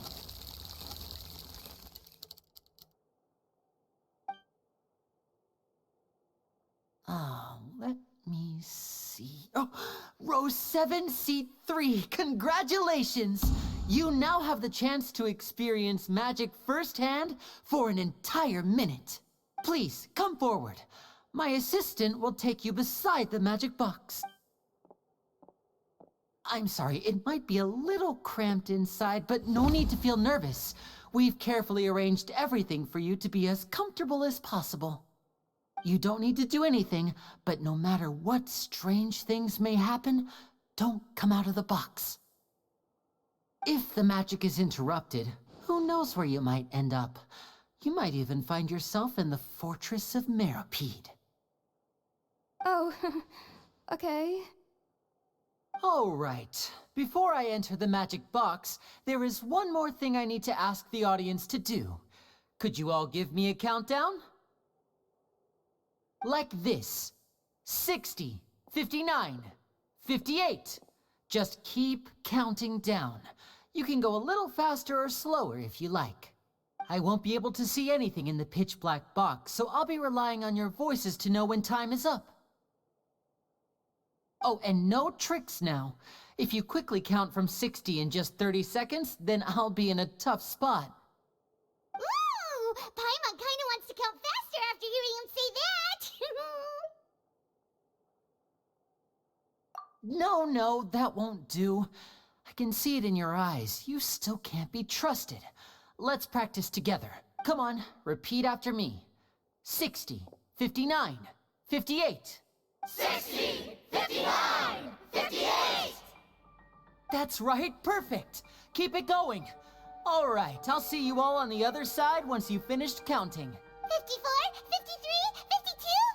Why aren't you counting, Nervalet? I am counting in my head. I think things are exciting enough in here as it is. Merely a consequence of my identity and personality. Do not worry about me. Just enjoy the show. Oh, alright. You look so serious that Paimon thought you might be feeling uncomfortable or something. 40, 39, 38! Mr. Lenny, are you all right in there? Is everything ready? Yes, I'm fine. I'm just double-checking the direction of the magic. It would be a disaster if we get sent to the wrong places. For example, mid-air right above the audience. Even though he's saying that, Lenny doesn't seem nervous at all.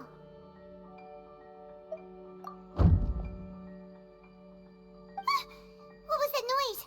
Did you hear it too? Not sure. Anyway, it doesn't seem like anyone's worried about it. 25! 24! 23! What's wrong, Mr. Lenny? I can still hear you moving in there. I seem to have accidentally knocked over a decoration. I'm trying... Never mind the decorations. There's no time for that. No, that's unacceptable. I want my show to be perfect. 19! It seems things aren't quite going as planned. It feels like you're all starting to count faster, but that's all right. I know it can be tiring to do such a long count. 10 seconds and change is... 10! Almost there now. Whew. Swapping two people is harder work than you might think. Even a master magician like me can't guarantee I'll get it right the first time. Hey, wait! Is this the back one? I can't tell. They both look the same inside. Huh? No, that's not it. I'll try again. 7! Hey, slow down! Honestly! 5! 4! 3! Whoops! That doesn't count! 0!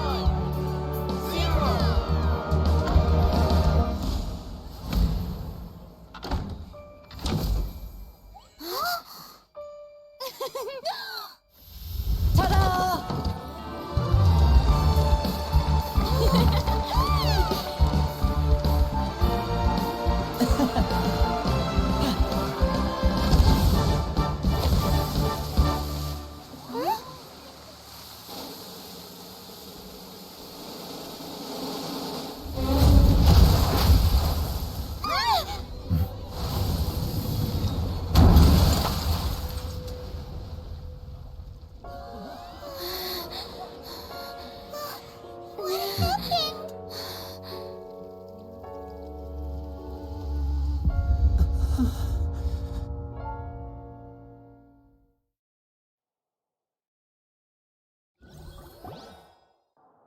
Huh? Is this part of the show? Mr. Lenny, you're going to use magic to fix the stage now. What happened? Oh no. Maybe this isn't part of the show. The girl was still in that box. This performance is over. Medical staff with me. Guards, secure the scene and detain all the performers. Seal the exits. No one is allowed in or out at this time. Yes, that's right. If this was just an accident, then we must investigate the cause. But if this was all part of some scheme, then those accountable will not escape the judgment of the God of Justice. No need to be alarmed, you two. We'll get to the bottom of this soon enough.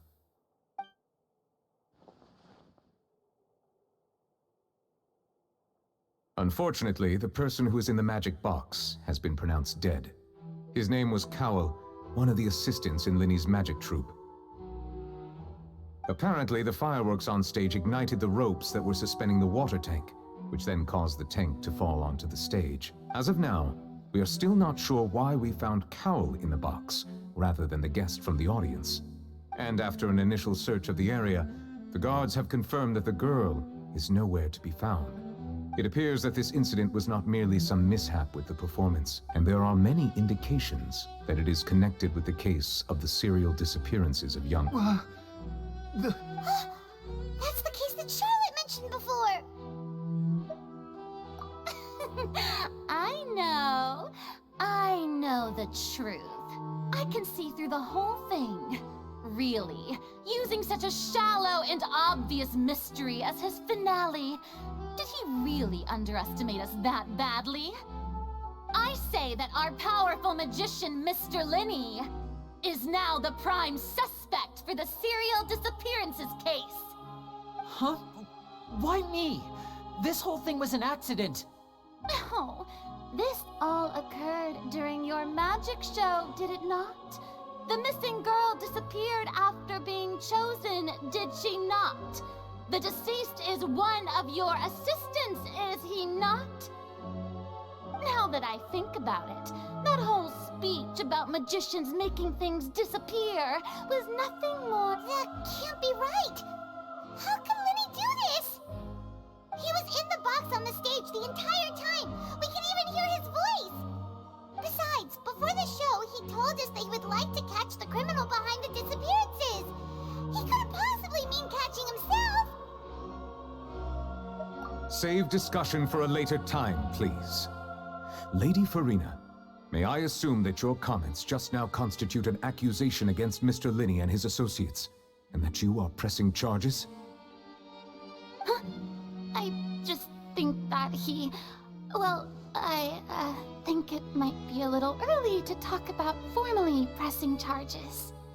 But what Lady Farina said just now makes perfect sense. Looks like she's gonna personally deliver... A kidnapping and murder carried out under the cover of a magic show. Lady Farina said it all. I mean, of course, my dear people. But what excites me even more than the obvious truth before our eyes is the opponent I'll be facing. That's right. I mean you, Traveler. You'll support Linny, won't you? After all, he was the one who helped you the first... Then there's no problem at all. You know, but with Linny's help, our little duel ended in a draw. So, no more draws. Between the two of us, there must be a clear winner and loser. And what better place to hold such a riveting showdown and decide the true victor than here, on the grandest of stages, the Opera Epiclese. Huh. It wasn't a draw. She obviously lost last time. I understand. Charges have now been pressed, and as such, a trial is in order. Well, Traveler, seems Lady Farina has set you in her sights. But putting her dramatic rhetoric aside for a moment, I would like to ask you, are you willing to act as Mr. Linny's attorney and defend him in this case? Very well. The trial will be held a day from now in the Opera House. Both sides may investigate the scene to build their cases and search for the truth. Linny and his troupe are all potential suspects and shall remain within the Opera House. The audience may begin to leave in an orderly fashion once they have been cleared by the guards. A day isn't that long. Let's see what kind of case this big-shot outlander can build in such a short amount of time.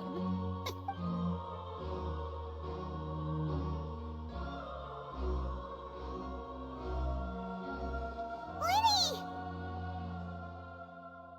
Sorry about everything that happened just now. Were you frightened? Of course! Who wouldn't be scared after witnessing an accident like that? Yeah, I'm a little shaken up myself. How could this happen? And poor Cal. I know you already claimed that you would defend me, but now it's just us talking. Tell me, do you think I could possibly be the murderer? I understand. Even I'm not sure what happened, so I can only imagine how I'm sure everyone sees me as the biggest suspect at this point. But, if you ask me, the whole thing is mysteries layered upon mysteries, such that all that's left is confusion.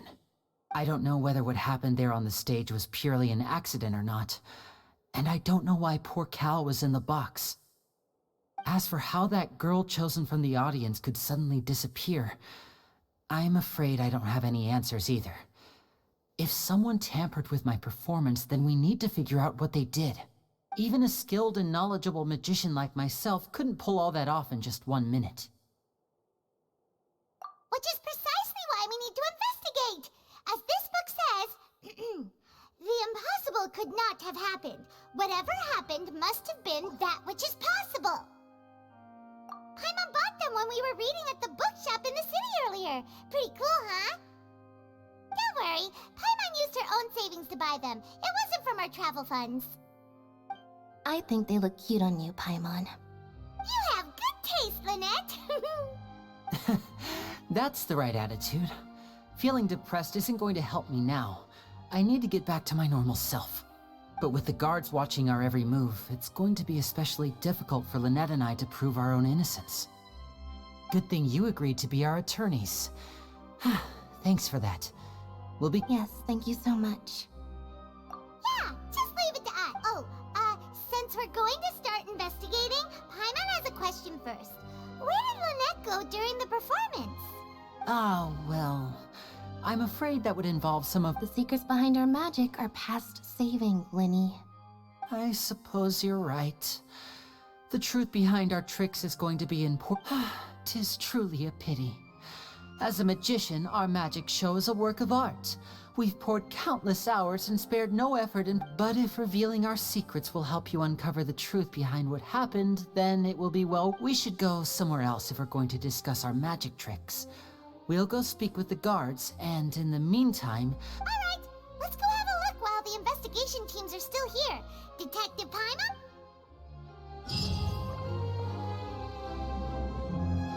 Hello, officer. How's the investigation going? I see. You must be the traveler that Lady Farina mentioned. Listen, I'll be perfectly honest with you. Huh? What do you mean? Come with me and you'll see. The deceased is one of Linny's assistants, named Cal. Even though he hadn't joined the troupe long, the assistants are usually in charge of setting up and inspecting the props, as well as assisting with the show and keeping the crowd engaged. As you probably saw when you were in the audience, the water tank suddenly fell and smashed the box with Cal inside it. This is the real mystery. We've already searched the scene and were unable to find any traces of the girl. However, if you look carefully, the box was positioned directly under the water tank. The ropes holding the tank were then burned by the pyrotechnics on stage, causing them to snap. All these factors lining up so perfectly makes it hard to see this as a mere accident. If anything, the more logical explanation is that the whole incident was intentionally planned, and Linny is the most likely person to have access to all these areas. But he doesn't have a motive! Are you both good friends of his? Well, you can't say we're good friends, but we've known each other for So in just a short time, he was not only able to win your trust, but even convince you to act as his attorneys. I know there's no such thing as magic. The real trick of a magician is I've seen a lot of cases, and I can tell you that people are the least reliable kind. Sorry, I tend to be pretty straightforward. Just, anyway, you may investigate the scene of the crime yourselves if you're curious.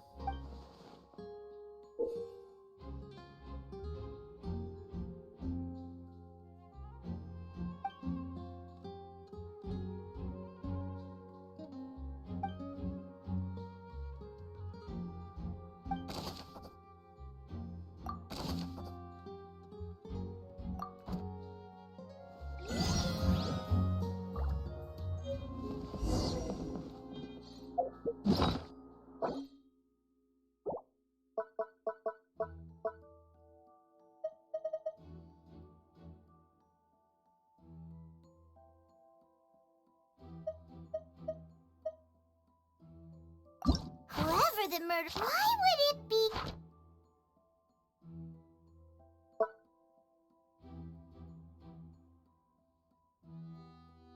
Whoever the murderer was, they must have... Why would it be him? How strange.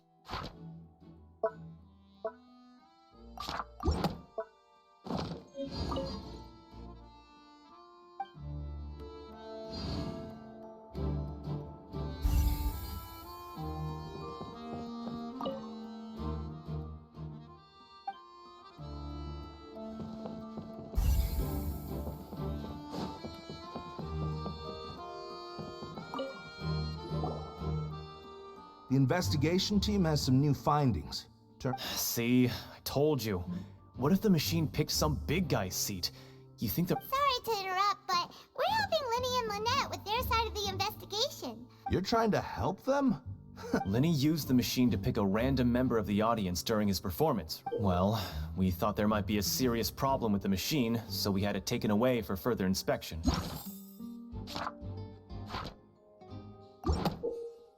It turns out that the seat number it picked wasn't random at all. The machine picks that same number every time. I'm sure you already know that you have to make a reservation in advance to get a seat, regardless of whether it's a trial. In other words, Linny knew who would be... That much checks out. Bet you see why I was saying it'd be tough to make a case for Linny. Even though it's bad for Linny's...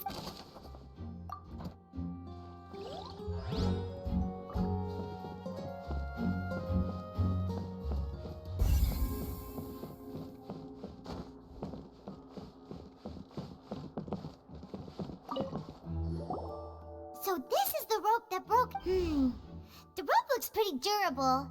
How can it be burned through so quickly by fireworks? Why are you suddenly so serious, Traveler?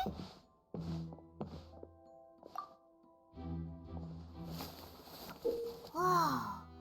Look! This bit is made from different material! Most of it was burned away, but there's still a little bit of it left. So if a rope meant to hold something was made with that... Wait! Why might you write all this...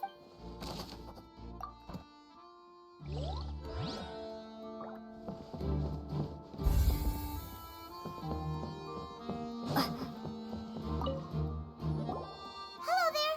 What are you investing? Oh, this location. The seats were all booked in advance. Sure, it's not like this is confidential. Her name is Halsey. She's a painter from Fontaine. Apparently, she wasn't a regular at the Opera House, but she'd been feeling some pressure with her work lately, which made the Magic Troupe members all claim not to know her. We have looked into her social connections. It's simply put, she wasn't related to the Magic Troupe at all. That's how it seems to us, in any case. Apart from the fact that... Okay then. I don't need to be so formal. If you do have... It is of utmost importance that we get to the bottom of these...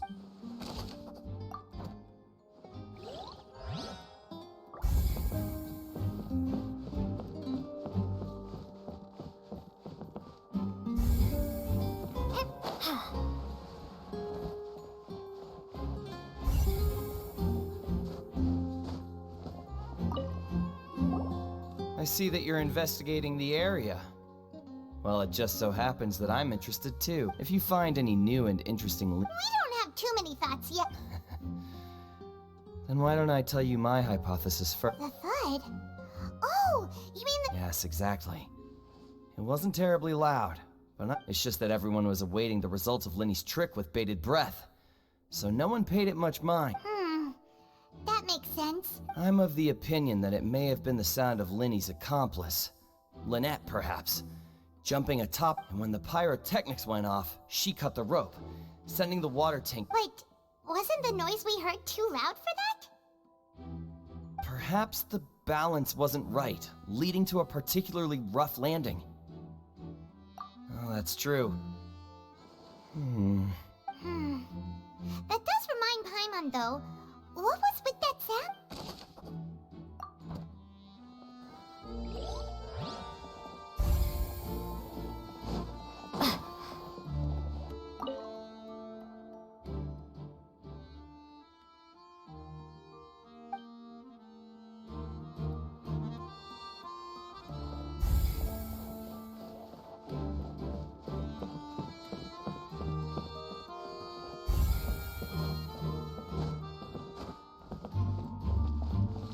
Lenny's still talking to the guards.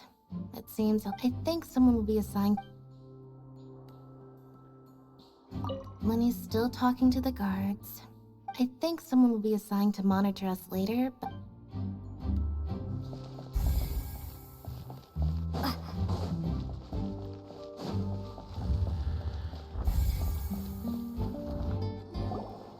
Hey, you! Yes, both of you! Over here! I've been keeping an eye on you for a while now. Huh? You mean us? That's right.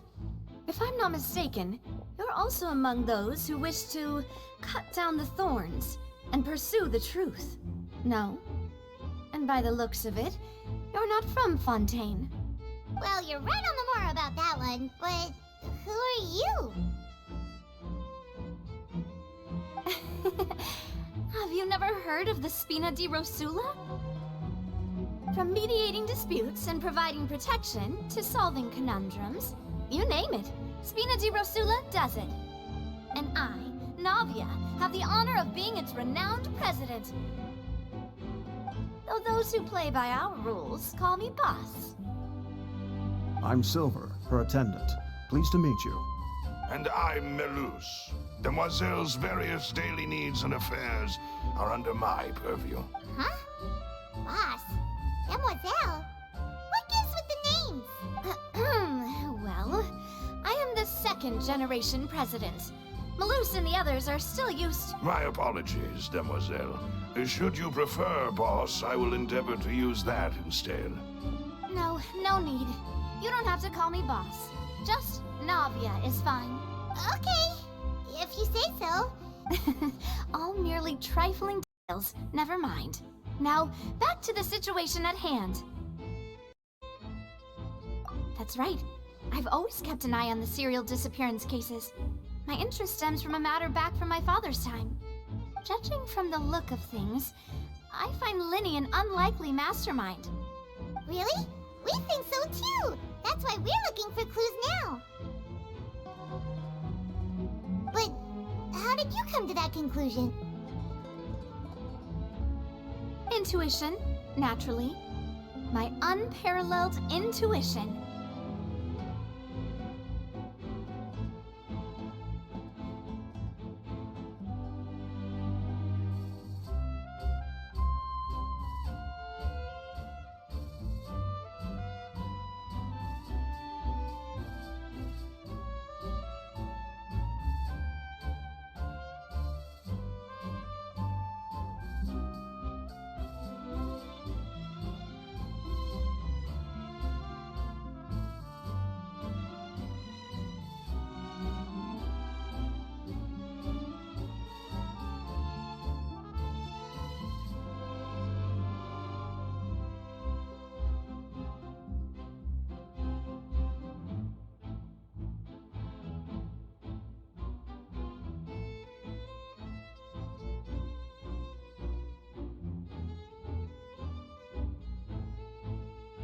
Farina sure was quick to point the finger at Linny without any decisive evidence whatsoever, wasn't she?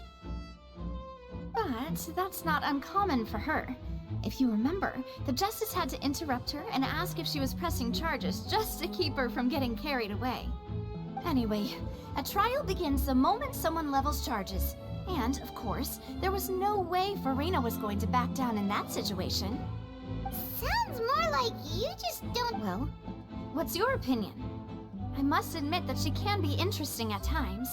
But all right, I've answered your question. Wait a minute, did that... Well, I say it does.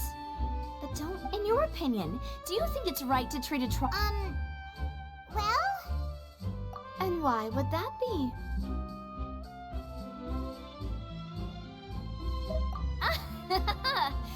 See, Silver and Malus?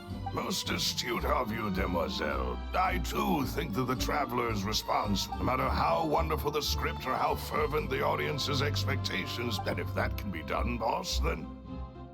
All right, that's quite enough, Malus. Anyway, I like your answer.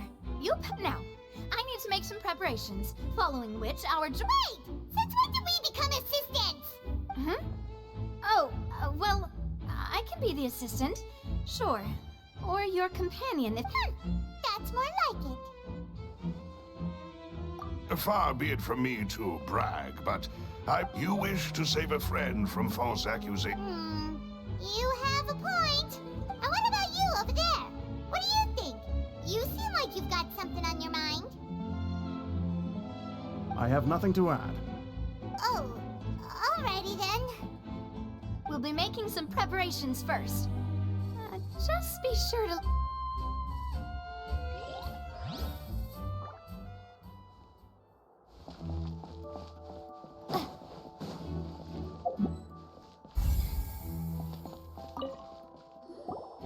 Sorry, but no one can freely enter or exit the Opera House at the moment. No, we're not leaving. We're representing... Were you always guarding this entrance? Yes.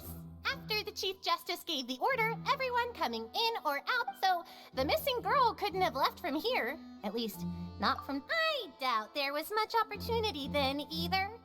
How can you be so sure? Well, because I was in charge of security near the entrance at that time. I couldn't see Linny's performance from here, which was quite a shame. But still, I did not abandon my post, and I stayed put no matter how loud the applause was. If someone had we Melazines are good at that sort of thing, you know. So, it's safe to say the girl couldn't... Alright, thank you for your help. This'll be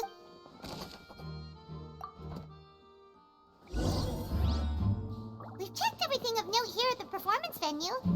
Paimon wonders how Linny's discussion with the guards is going. Let's go see, shall we? Understood.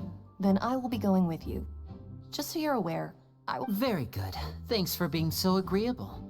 I'd pull a rope. You may spare the pleasantries. I'm just doing my job. You've arrived. Who's this?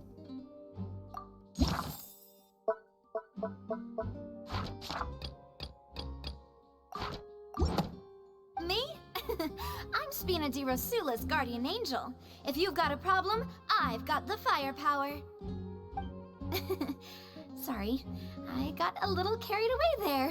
And these are my companions. Would you mind if they join as well? Fine by me. Oh, new helpers? I would be most grateful. Well, let's just say we're tagging along. It's not every day you get to see the secrets behind magic. I appreciate your kind interest. Come with me. We'll be heading below stage.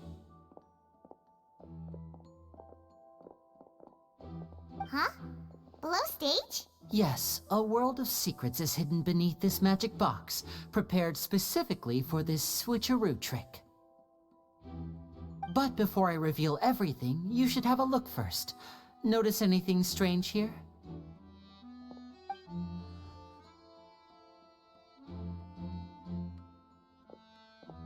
I'm not trying to be dramatic. Remembering the details of a trick will help methods used to perform it more easily.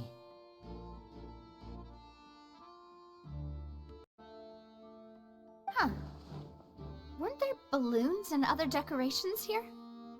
Where did all that go? Ah, good eye. That said, you're still far from discovering the The back? You mean the inside of the door? What's different about it? Paimon didn't notice anything. Very good indeed. I thought you might not be able to catch that, given that you were sitting in the first row. The back of this door was patterned. Those patterns are now gone, replaced by a smooth wooden board. So, if you put 2 and 2 together, what do you get? Exactly. All right, let's go. Oh, so there was a passageway under the magic box! I knew you'd figure out most of it as soon as you saw this place. The 2 magic boxes are positioned right above the 2 entrances. See this flatbed trolley? The box with the lucky audience member in it would be shuttled over to the other side using the trolley. This trolley can raise and lower and even rotate, ensuring that the box will face in the right direction. I see. So that's the purpose of the... Precisely. The inner box would descend after the audience member was put inside and be moved along the trolley, all while the... So that's how you did it! Once the box was lowered, the trolley would store some energy through this device here, with which it would complete. The audience member would only be able to feel some slight movements in the dark, and by the time she walked out, she would already be back on stage. Right! You were talking that whole time, and you even came out for— Ah, yes. A phonograph operated by Lynette was used to achieve that effect. My assistant and I had already scripted our conversation beforehand. When the countdown began, I had already gone to the opposite— And what about Lynette? Where was she? I was in the mezzanine space in the back of the box. Oh, interesting! That's how we were able to coordinate Linny's lines with the assistant. And, by the way, I was the one who walked out of the box at the end. I mean, we are twins. All it takes is a change of clothes and no one can tell who's who. And that's my favorite part of this trick. Only Lynette and I can perform it. So that's how it all worked! Wow, Lynette would briefly walk out of the box and then go back in, jumping into the tunnel and escaping before the box on the trolley could finish ascending. And then I walk out of the other box in the audience area, and the trick would be complete. The operative— But as you saw, Cal was in the box, not our audience member. She, on the— We really don't know how that happened. If not for that interlude, this would have been an astonishing trick. I probably never would— And yet, to think that someone was able to use this— Could we have a look around? I think we can come up— This is the scene of the crime. So Linny and Lynette are not permitted to stay here. I'll escort them back up. Yes, of course. No need to be so strict now. Thanks, everyone. We're—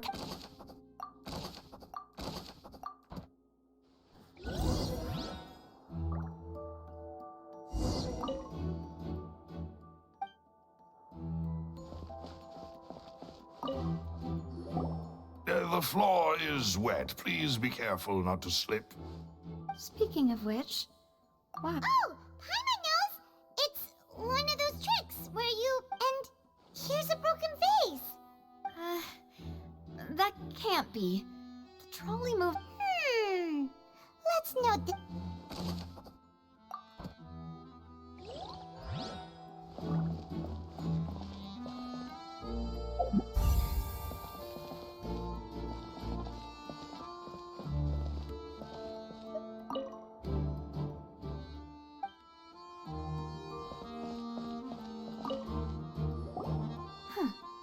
What looks like a hook tied to the end of a rope. Huh? Perhaps it was a prop for a different trick. But whatever it is...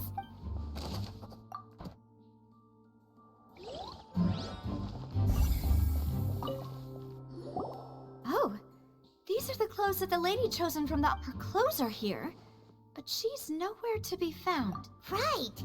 And do you really need to do... Ugh. This is so confusing.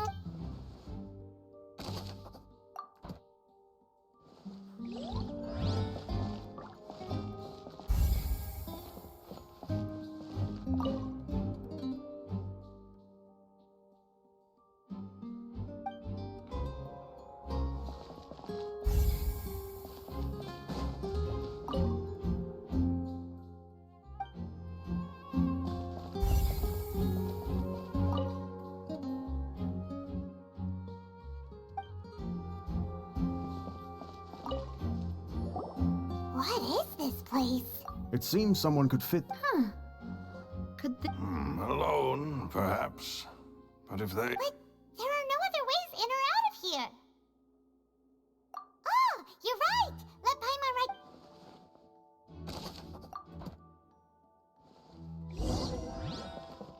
Seems we're just about done investigating down here. Yes, let's head back up.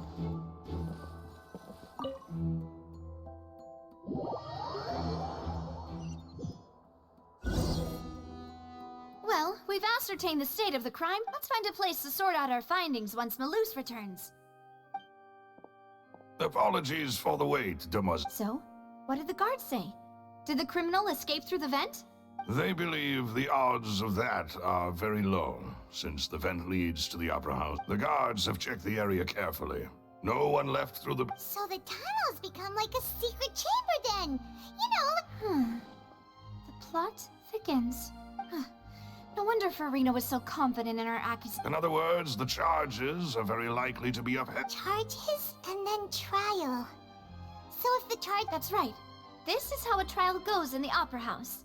During the proceedings, the Chief Justice... That's right. This is how indemnitium is produced. The statements from both sides, the defenses from attorneys, witness testimonies, and even the to put it simply, it's as if the oratrice has its own will, and is a judge in its own right. This also precludes any kind of favoritism on the part of the Chief Justice. Not that this... Once both sides have finished speaking, the Chief Justice will make his final decision. Then, finally, the oratrice will be consulted by officials. The result... Huh? So that machine is the one that actually decides? In practice, there is very little difference. Both have always come to the same judgment.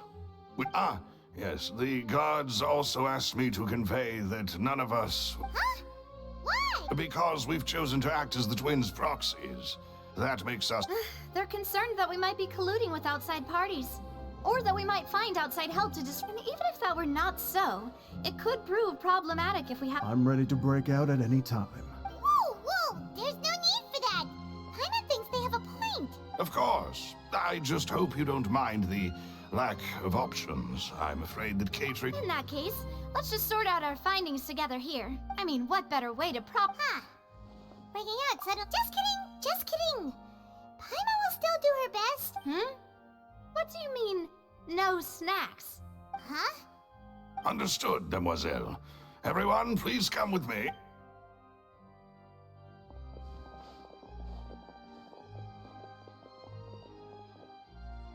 Wait, you're carrying a portable stove with you? Yes, I must be prepared to meet the demoiselle's baking needs whenever the fancies strike. I have eggs, sugar, and almonds at the ready. Good work, you two. Then I'll get to it. Please sit tight. These three are quite the interesting group.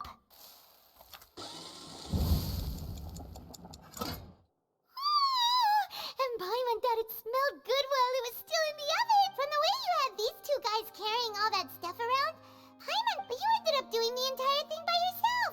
Beating the egg whites, grinding all... I was applauding. And I was giving encouraging smiles. Paimon was just thinking. Aren't you worried about getting your fit? Well, I don't think it's carved in stone anywhere that fancy ladies can only read books, sip tea, ride horses, and play the piano. Don't underestimate beating egg weights, by the way. It's a real arm workout. You also need to beat them anyway. Give these a try, fresh out of the oven. Only 3? Well, eating too many sweet treats might send all that sugar to your head. Tea is ready to be served as well. This is demoiselle... No need for concern. All right then. Down to business. However, We can assume that Linny and Lynette were not alone. The magician twins could have committed the crimes, of course. Exactly! Why would they do such a thing right when everyone was— The flower vase and the thud we heard during the performance could indicate some altercation, resulting in the shattering of the vase, the discarding of her clothes. Perhaps the criminal thought that since she was chosen from the crowd, she would be too easy to identify. Paimon thinks that makes sense, but the— True. None of the— But the only people left to consider are both technically— Huh. Could Halsey have secretly made modifications to the magic props in order to— That's right. And even if she had tampered with the setup, nor does she have any motive. The guards said that she has never had any dealings with the Magic Troop's member. Were we not thorough enough in our— From the sound of things, this is turning into an impossible— Your macarons are amazing though, Navia. They smell great! They are my specialty. What? 5? Oh, that can't be right. But— Please don't worry about it. At my age... No. Besides, Paimon knows that if she ate too many, then others wouldn't have enough. Wait, even you don't believe Paimon? If Paimon ate those 2 extra macarons, then maybe— All right, we get it. Well, I suppose one of us might— Malus, set up the stove again, if you would. Huh? Making sure everyone gets 3 macarons, of course.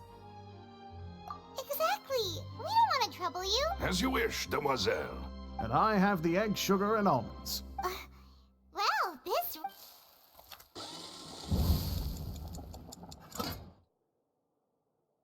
Well, that's it for snack time.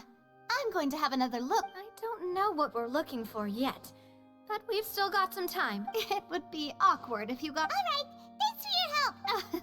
It was nothing. A small task for the Spina di Rosula. Silver, Malus, it's time to go. I'll be back if I find anything new. All right, it's time to put our heads together. We've got to get our defense ready for the trial.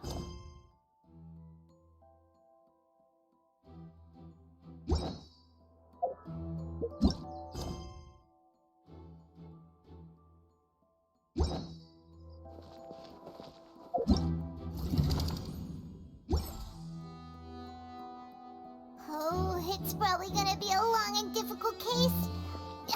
There's no point in worrying about that now. We just need to prepare.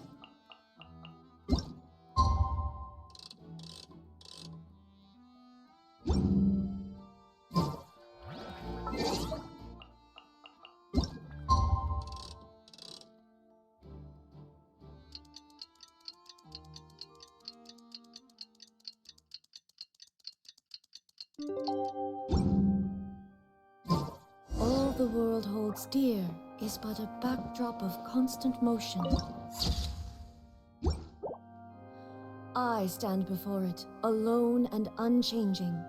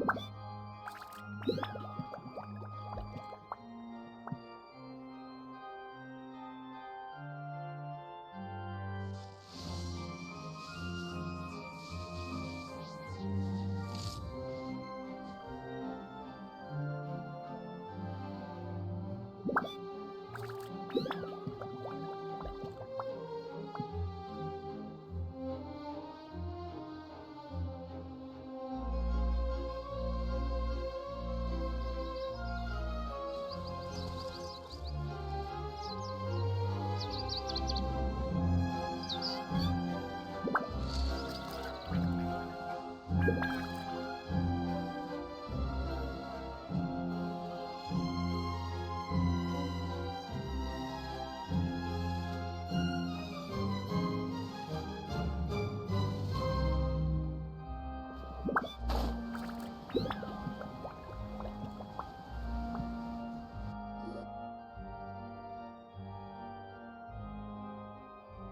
do we do? The whole situation is so confusing. Good plan. Impossible things don't just happen. Just relax. Even if everyone else suspects Lenny and Lynette, at least we will be supporting them from the stands. Besides, I doubt Farina understands any more about what happened than we do. Thanks, Navia. Well, we'll be going then. Best of luck to you.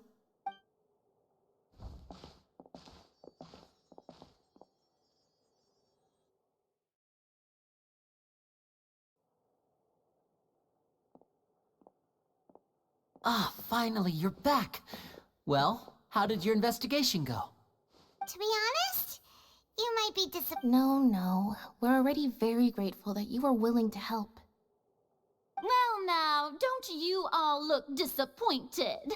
Don't tell me that your investigation came up empty. That was to be expected, of course. The guilty can never produce proof of their innocence. But don't let that stop you.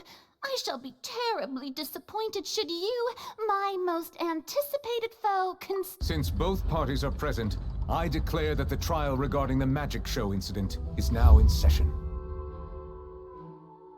Firstly, in order for the audience to understand the causes and results of the incident, could we please have Mr. Linney explain the trick? Yes, of course. I will explain while Lynette demonstrates on stage. All the necessary items have been prepared. Thank you, Mr. Linney. In that case, I take your statement to be that you ran to and remained hidden within the magic box in the audience stands once the trick began, and thus could not have committed the crime. Is this correct? Yes, that's correct, Your Honor.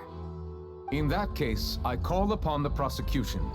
Lady Farina, do you wish to refute his statement in any way? Why, of course I do. Allow me to take the first shot and break this case wide open. Mr. Linney is clearly lying. There is no way you could have been in the box the whole time if you were to abduct Halsey and murder Cowell. In fact, I'd say you were hardly in that tunnel at all. That is simply your hypothesis based on the presumption that I'm guilty. Oh, is that so? And if I may ask, what did you hear while you were inside your box? The roaring countdown of the crowd, of course. That's how I kept track of the time and built anticipation for the finale. And you didn't hear anything else at all? Nothing that might leave an impression of any kind? No, nothing. I see. But when the count reached 30 seconds or so, there was a thud. One so loud that I believe practically everyone heard it. Huh? Hey, hang on. Something's not right here. Yeah, I'm sure he could have heard a noise that loud from inside the box. I was right by the box, and I definitely heard the thud.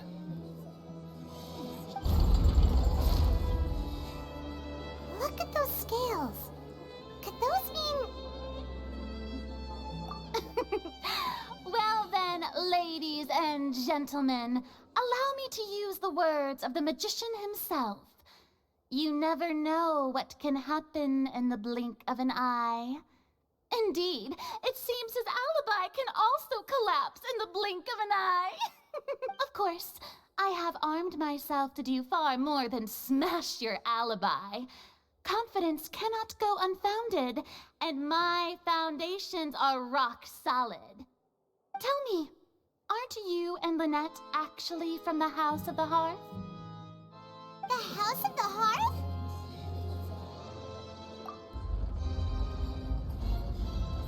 No wonder they did something like this. So the serial disappearances were the Fatsui's doing. Now it all... I've got a feeling that what happened on stage probably wasn't just an accident. That's irrelevant. Our identities have nothing to do with what happened. Indeed. Then perhaps you could tell us everything that happened during that 1 minute. Your first priority is to prove yourself innocent after all. I'm sure there is little that needs to be kept secret now. The Outlander is speechless. My, oh my, don't they look flabbergasted? Now comes the infighting and discord, I suppose. This was almost too easy. Good thing I made all those preparations. Seems the all-nighter I pulled last night is really paying off. Hey, Linny! Why didn't you tell us this before? Order! Order! Mr. Linney, allow me to re-establish the facts. Lady Farina has raised 2 points. First, when the thud was heard in the Opera House, you were neither in the box nor the tunnel. Second, you and Ms. Lynette are both members of the House of the Hearth. Are these claims true?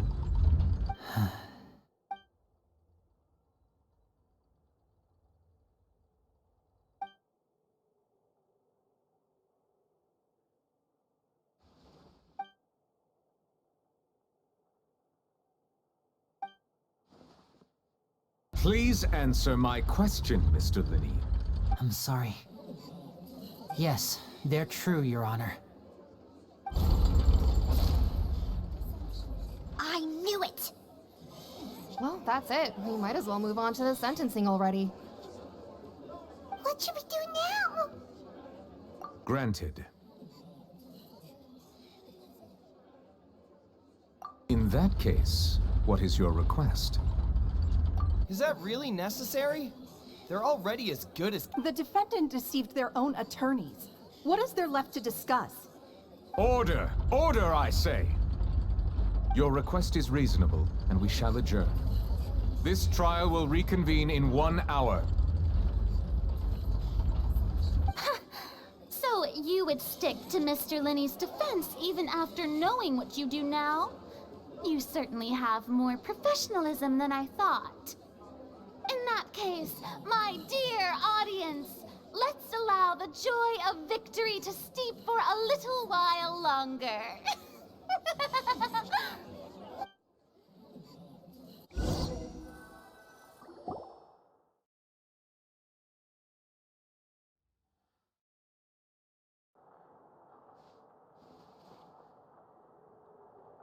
Well, this is awkward. I didn't think the Hydro-Archon would dig all that up. I'm sorry, Traveler and Paimon.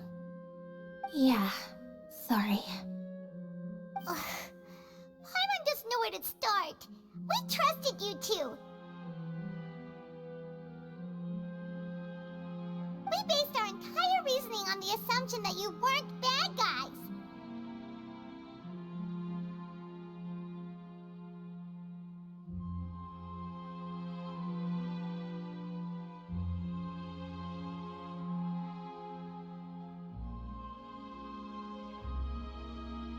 Not to set the wrong tone or anything. I'm very sorry. I know you're angry, and reasonably so, but please, let me explain. I know you've clashed with the Vitui several times before. I wouldn't be surprised if just hearing the word made you upset.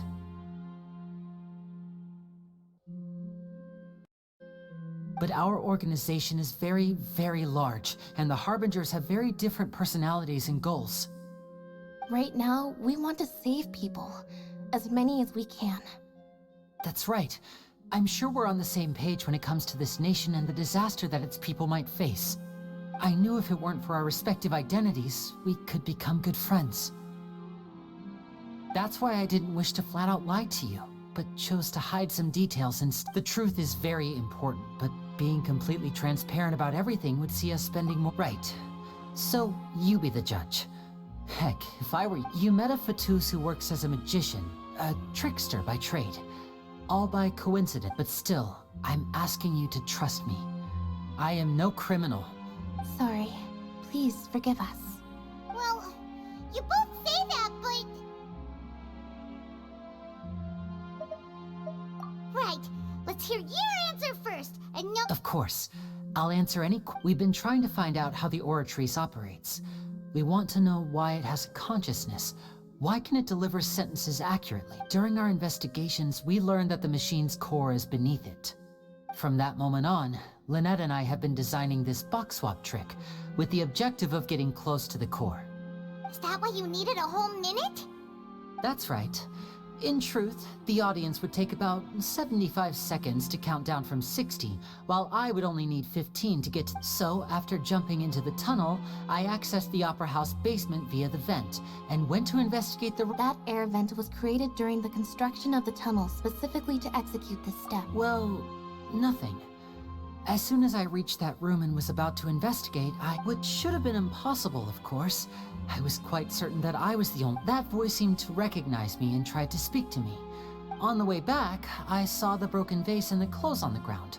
But the count... After that, the homicide occurred just as you... Well, that explains why you didn't hear the thud.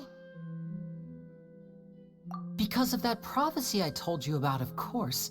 We must know all we can about this nation's secrets in order... That's the only way we can save everyone.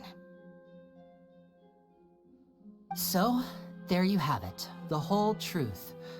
I swear, I didn't hide anything from you this time. It was never my wish to proceed under this cloud of mistrust either. But, like I said earlier, you can be the judge. If you want to leave because you don't trust the Fatui, there's no... Well, Traveler, you decide. Paimon will follow your lead however you choose.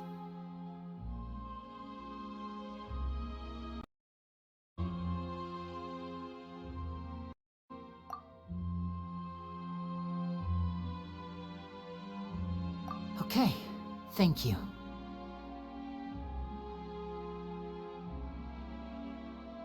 Thanks for giving us a chance. The current problem is that the scales are tipped. If we want to refute the Hydro Archon's accusations, we're gonna need a seriously... Huh? Hope!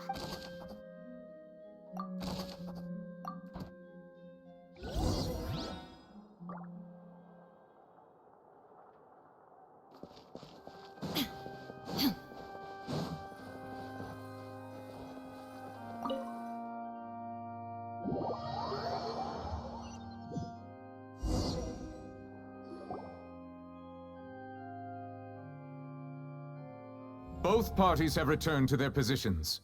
Let us continue the trial.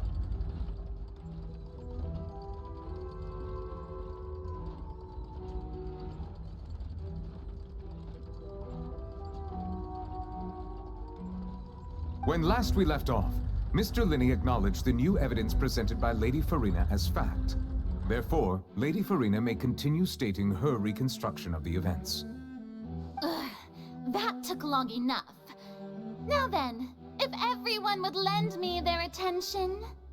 At this stage, let's revisit that scene from Linney's perspective.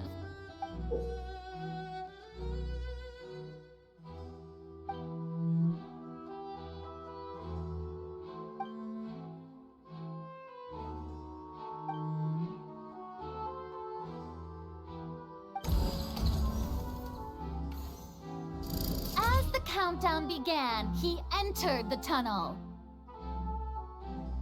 When the flatbed trolley passed, he opened the box and got into an altercation with Halsey, which caused the loud thud. He did not realize that this sound could be heard by everyone in the Opera House. Finally, he used the vase to knock her out, before making her change clothes to prevent others from recognizing her. At this time, Cowell arrived in the tunnel, having heard that strange noise. So Linney proceeded to knock him out too before stuffing him into that box. Afterward, Linney passed the unconscious Halsey to his accomplice through the magic box in the audience stands, before operating the device as such. And there you have it. That's the truth behind what happened. Does the defendant's side have any objections to Lady Farina's? The key to refuting Lady Farina is the order of events. What Linney experienced.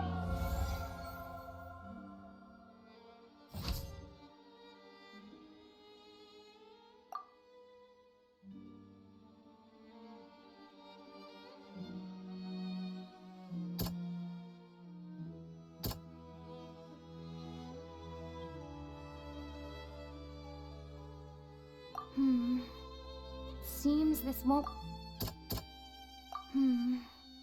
Seems this won't produce...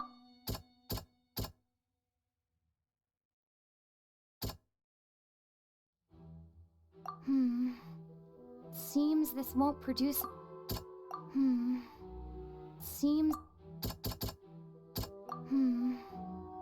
Seems this won't produce a particularly effective...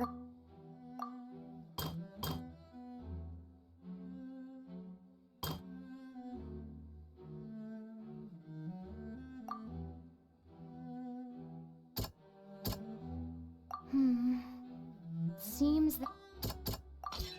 According to Linny, he left via the vent after entering the tunnel. He couldn't have had that altercation with Halsey.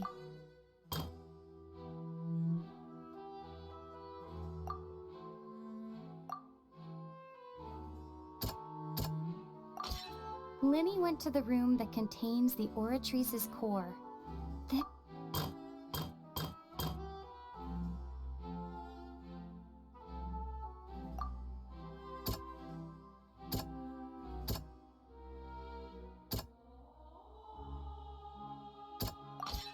Linny did not take part in the underground altercation.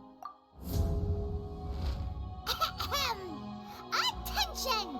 Ace Detective Paimon has something to say!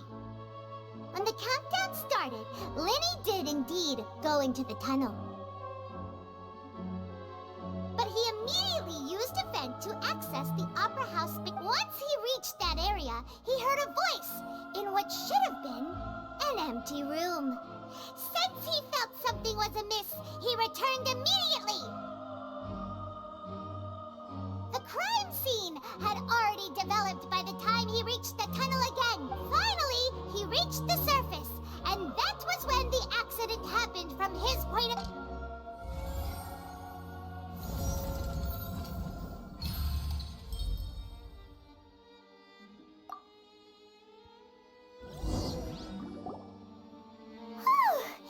Paimon did it!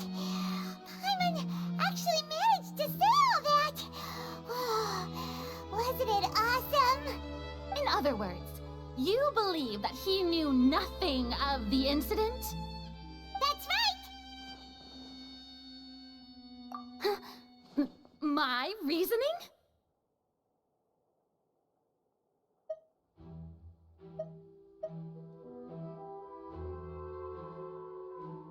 If that's the case, then if Cowell hadn't entered the tunnel, who was the entire setup meant to kill? Assuming that what you say is true, Linny only needed to kidnap the young girl to cause a new disappearance case. What would the point of killing someone on stage be? Oh, they have a point. That's right, you tell him! And that's why they're partners of mine, isn't it? Oh, well, your denial is very strident, I'll give you that. But what proof do you have? Of course I do. If he had been in the magic box the whole time, how could he have not heard that sound? Why do you ask? You're saying that he wasn't?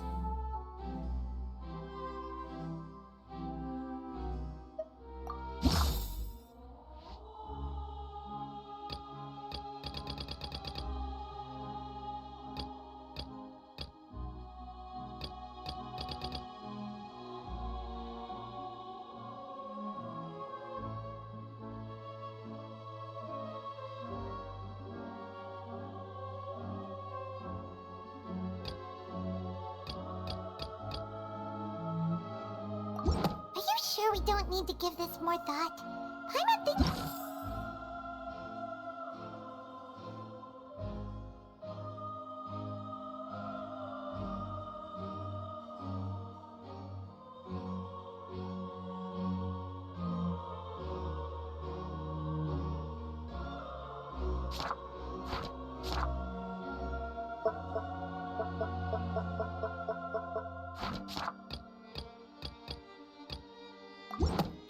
We don't need to give this more thought.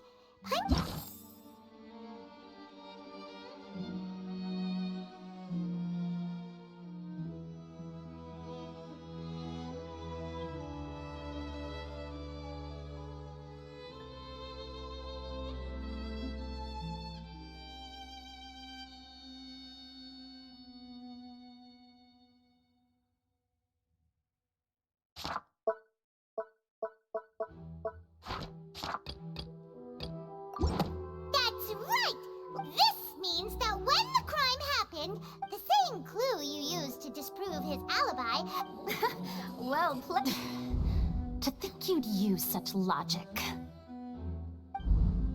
Well then, if it wasn't Linny who committed the crimes, then who was it?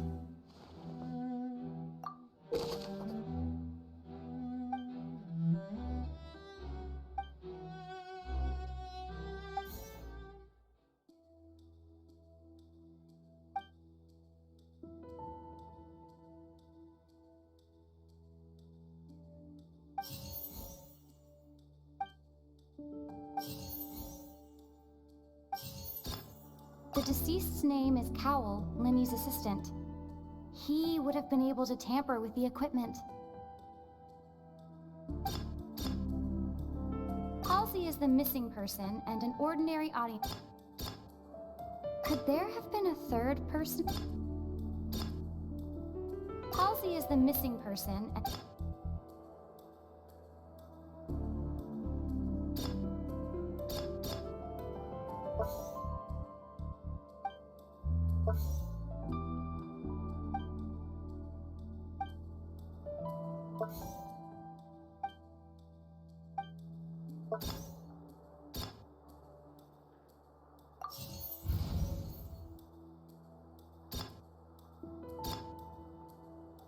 The deceased's name is Cowell.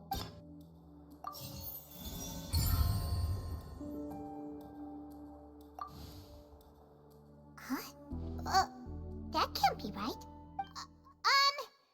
The killer was, in fact, Cowell, the deceased! Oh, is that so? What I must do next is recreate the truth. What Cowell did, and how he went from would-be perpetrator.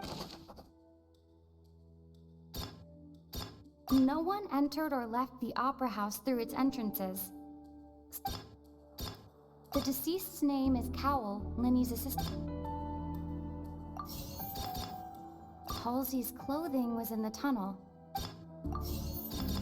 The sound we heard may have come from a cloud. Linny was not in the tunnel at that moment.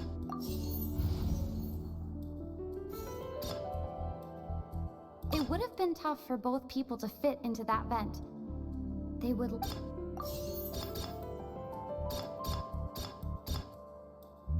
Linny was not in the tunnel at... The deceased's name is Cowell, Linny's assistant. No one entered or left...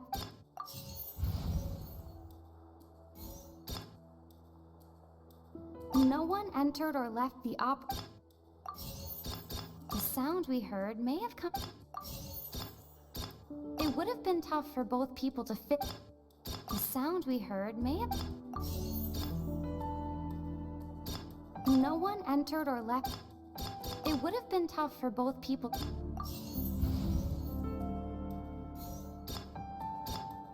Linny was not in the tunnel.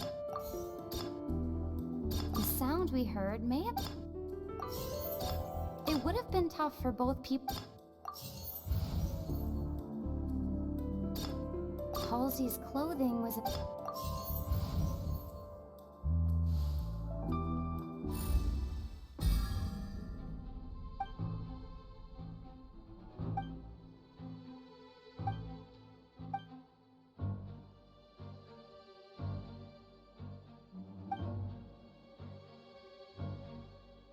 What's wrong, Traveler? Are you still having trouble figuring things out? I see how it is. So this was all just a bluff. Look, since we're at a dead end, why not consider a different track? Just like the trick as it transpired, the end result must have been... If only we knew how Halsey disappeared. Well, that would be nice, but the tunnel only has 3 exits, and none of them seem very likely. And it's not like this is a magic trick where you can just make a real-life person disappear. You know. Excuse my interruption, dear opponents, but do you not see that the crowd is growing impatient?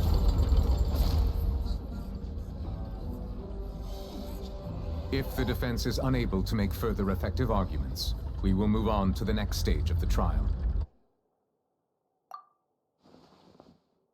Linny was was not in the tunnel at that moment, which gave our criminal ample time. The sound we heard may have come from a clash. The deceased's name is Cowell. The vase was not broken by chance.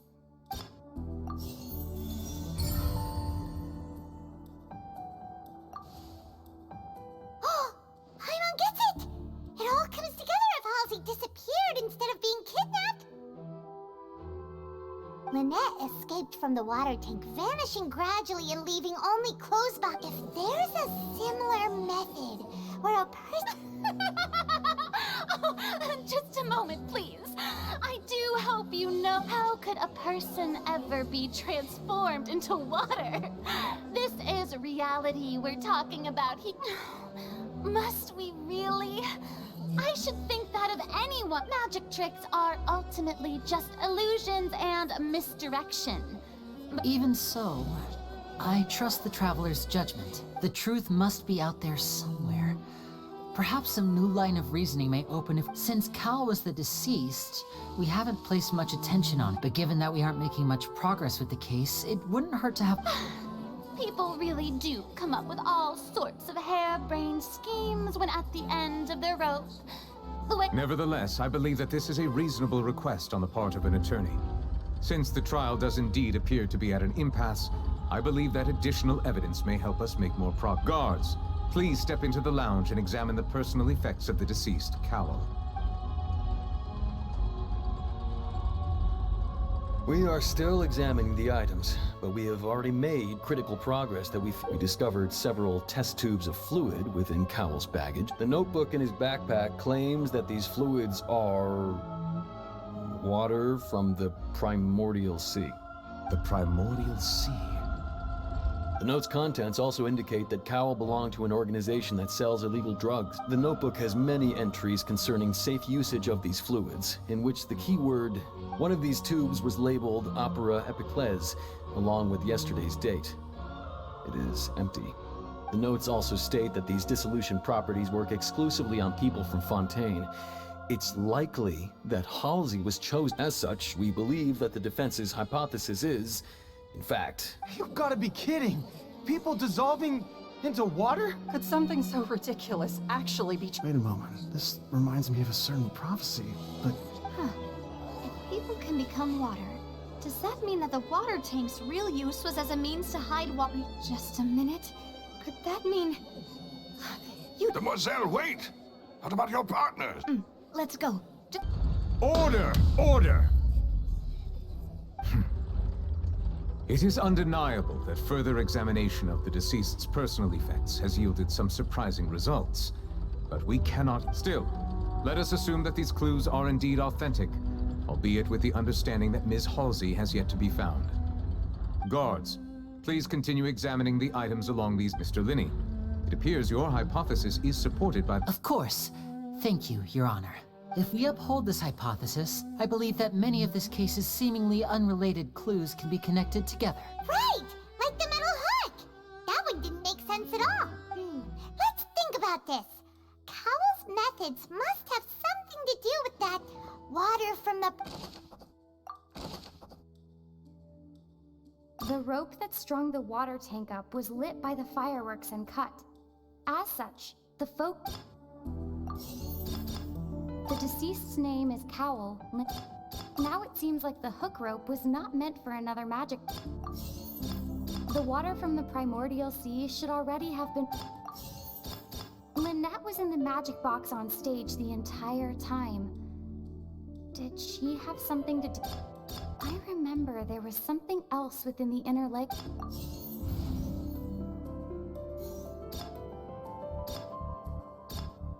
Lynette was in the magic box. The deceased's name is Cap...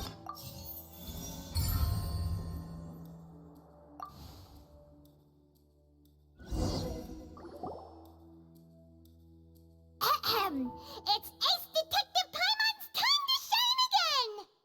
In the original plan, Cowell would tamper with the water tank. When the magic box containing Halsey was lowered, the metal hook would retract gradually and pierce the balloon at the top of the box. when the balloon attached to the box popped. The water from the primordial seed inside it would pour down and dissolve Halsey. Afterward, Cowl would enter the tunnel and break the flower vase to conceal the water inside the tunnel, with the remaining evidence being covered up by Bart. He encountered something unexpected in the tunnel. Huh. That does make sense. That actually links together a lot of the more confusing... Oh dear, what do I do? Even I think they sound convincing now.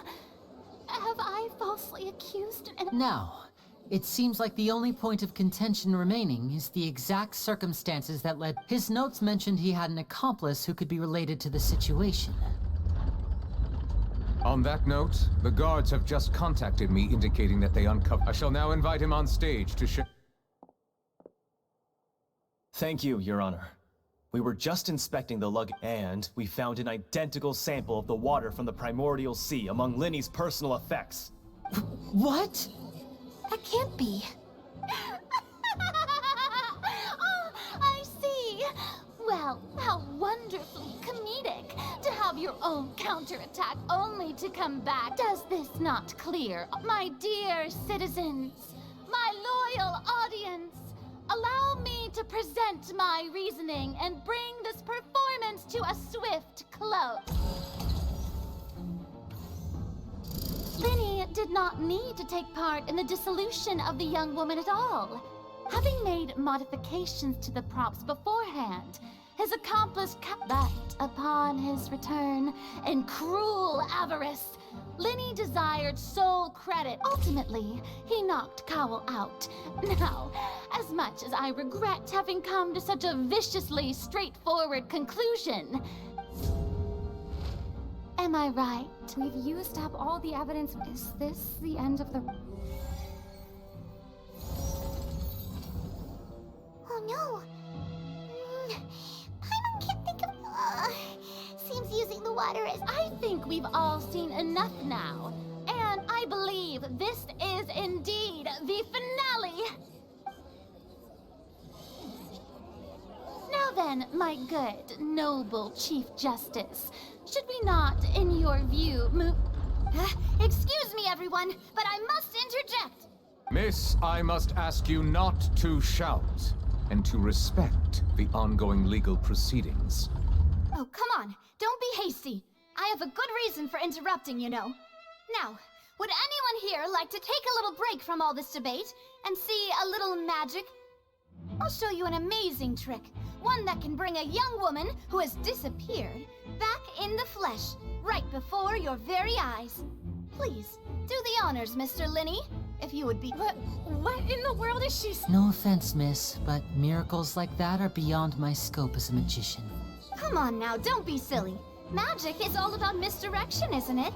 If once everyone believes the illusion, can't magic reveal the truth to them? And wouldn't such a trick be the most marvelous... Come on, Linny and Lynette. Give it another go. Don't worry. But, as the magic makers and stars of the show, I think I should... I understand.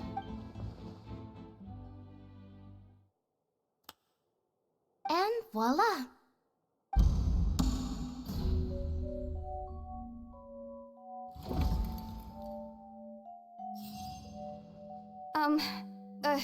Sorry for the interruption. Wait, isn't that Halsey?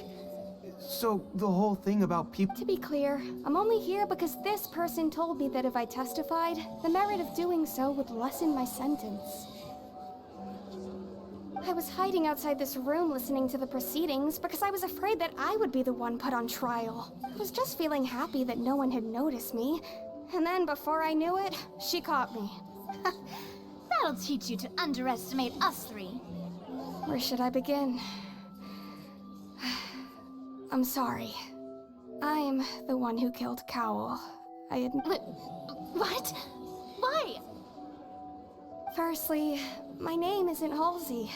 It's Lillian, and I'm originally from Mondstadt. I heard that Linny's show was gonna be a real thriller, but I missed the chance to buy a ticket, so I stole one. That's how I make a living.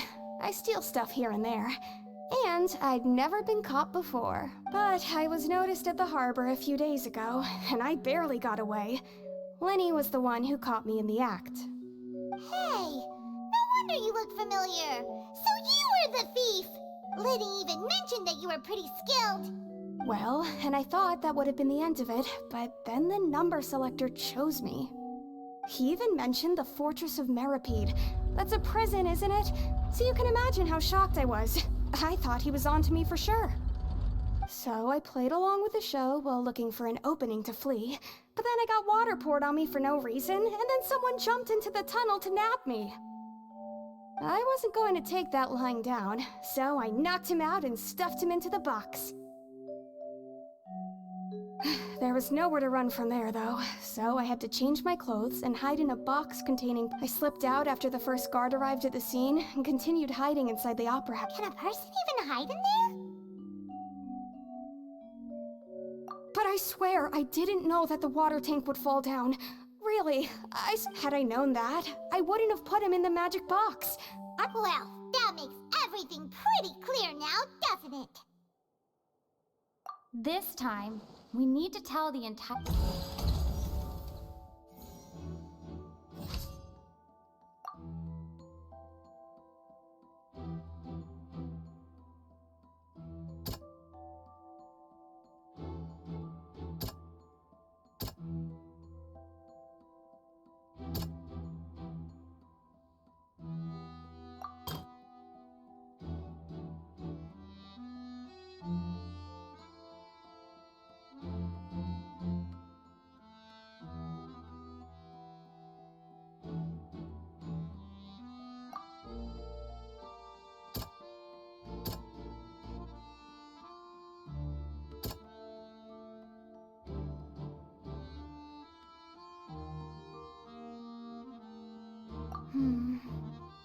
Seems this...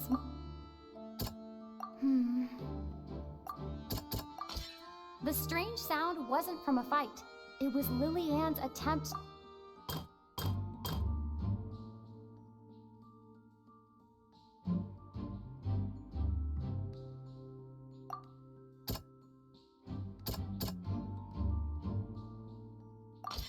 The flower vase was not broken to cover anything up, but was smashed during the struggle, but...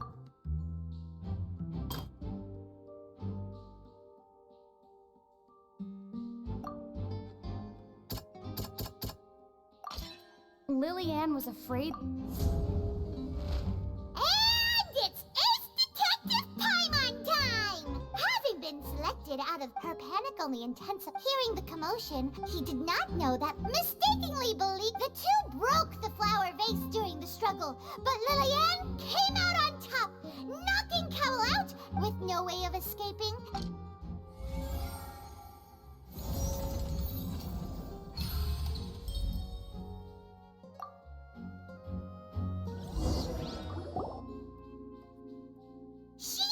That she would have to go through guard inspection if she tried to leave. She had already become desperately hungry by the time we were chatting over macarons.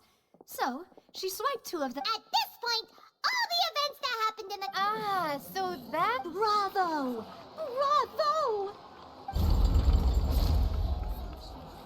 Now then, Lady Farina, do you wish... Please answer the question, Lady Farina. Also, if I may add, the trial has not yet ended. As such, I request that the prosecution not leave the room before the proceedings have What? Are you reading my mind now? No, I have no further arguments. I admit defeat. But really, could you at least have left me with some dignity? Wow, look at that! She's like... If there are no objections, then as the Chief Justice of Fontaine, I shall... The actual perpetrator of the serial disappearances, Cowell, selected his next victim from the audience reservation list. With some modifications to the selector, he could ensure to cover up any evidence while committing the deed. He also tampered with the rope suspending the water tank, using the fireworks at the end of the performance to cause the tank. He poured the water from the primordial sea into a balloon during the preparation of the magic box, and stuck it to the box. Finally, He passed the prepared hook on a rope through the gap in the magic box's door. When the magic trick officially began, the box containing the woman was lowered into the tunnel. If all had gone to plan, the young woman would be dissolved at this time. However, Lillian was not from Fontaine, and realizing that there was trouble, Cowell entered the tunnel and met Lillian. Thinking that the waters had not yet taken effect, he decided. However, his opponent was more capable than he thought, and he was overcome, knocked unconscious, and placed into the magic box. Lillian, according to her own statements, then changed clothes. As for Linny, he was in the underground structures with it. From this reconstruction of events, while there is much in Linny and Lillian's conduct, this case at least can be handed over to the oratories to make the final.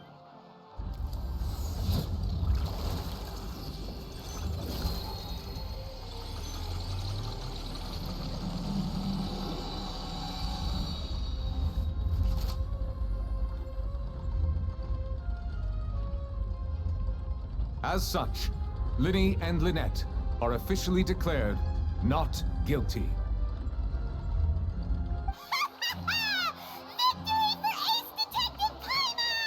Great work, partners.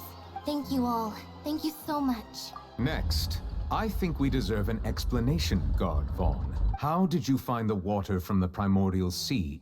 Right! Your discovery caused me to make a serious mistake, you know.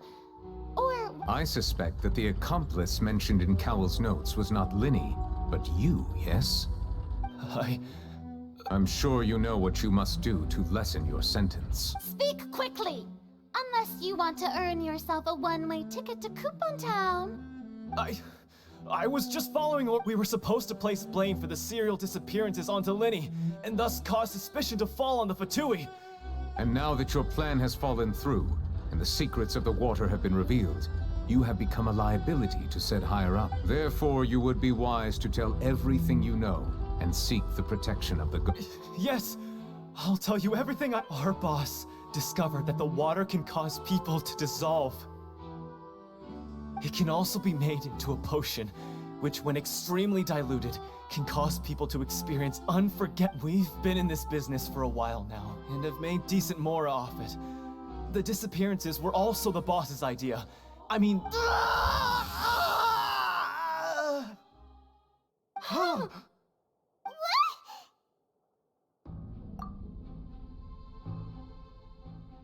And now he can no longer talk. Such ruthlessness. An outrageous act. All present, please submit to inspection immediately.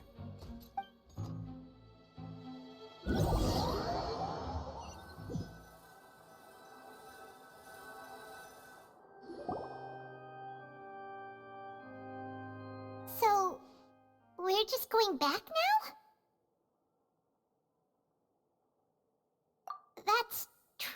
Traveler, Paimon, please wait. Linny. I know you may not want to speak to me right now.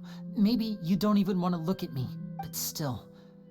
Let me thank you again for defending me to the end, even after you learned that I guess. But regardless, I didn't approach you with any ulterior motives or ill intent. I asked for why I'm a Fatus. It's because the goals of the House of the Hearth align with those of an orphan. That was how Father, who you might know as the Knave, approached recruiting us back then too.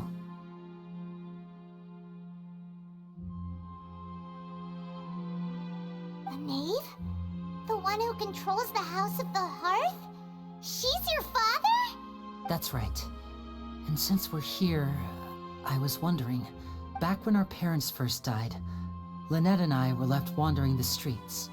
To survive, I took to surreptitiously observing an older street performer who did magic. It took me several days. I took my sister through several streets until we found a crowded corner. To my surprise, we proved to be pretty popular, and we could at least stop worrying about where our next meal would come from for a time. Before long, an aristocrat came to me and claimed that he wished to take us in after watching my performance. So you went from orphans to nobility just like that? That was how we felt at first too. As if fate was on our side. But I gradually discovered that while we were called foster children, He was really after my talent for magic tricks. He would constantly take me to all sorts of banquets to garner attention. That doesn't seem too bad either. Better than roaming. It took a while for me to realize just how dark his heart really was. After one particular performance at a banquet, I discovered that Lynette was not. I waited a long time after we returned home, but she did not come. The answer he gave me was, she caught the eye of the most eminent person at the banquet, so I sent her over as a gift. I mean, you'll be able to perform your magic regardless of who you're. Oh no. So he was gonna... But wouldn't Fontaine's laws deal... As far as outsiders are concerned, this is a relationship akin to adoption or foster care, and they have their ways of escaping the eye of the law. I managed to ferret out the location of the mansion of that so-called eminent person and hurried through the night. All I saw was the moonlit ground covered in blood, and the knave standing there in the darkness. So, she'd already taken... That's right. She had rescued my sister before she could come to any harm, and had even discovered the knave, might have seen something in me, and so the House of the Hearth welcomes you, for your interests align with ours. Here, none will ever betray you. I was hesitant to trust her. But she was also quick to destroy the noble who had taken us in at first. Oh, so that's how the two of you joined the House of the Hearth. She has her own plans. She has gained permission from the Sarita to first use the Gnosis's power once she obtains it. She plans to use it to find a way to break the prophecy and save Fontaine. So, she believes that... That's right. The whole House of the Hearth is currently working to combat that crisis. Today's case has also proven that people from Fontaine can indeed dissolve into some sort of all of us house members here, Lady Arlecchino herself included, are from Fontaine. We won't give up on defending our homeland. To us orphans, the only connection we have left to this world, apart... So, from small deeds like distributing magic pockets to huge schemes like stealing a Gnosis, everything is aimed at dealing with that prophecy. It's all right. I understand. I just hope you can understand that even as a member of the House, I have never stopped making my own decisions. If you should need anything at all in the future, feel free to find me. I will do...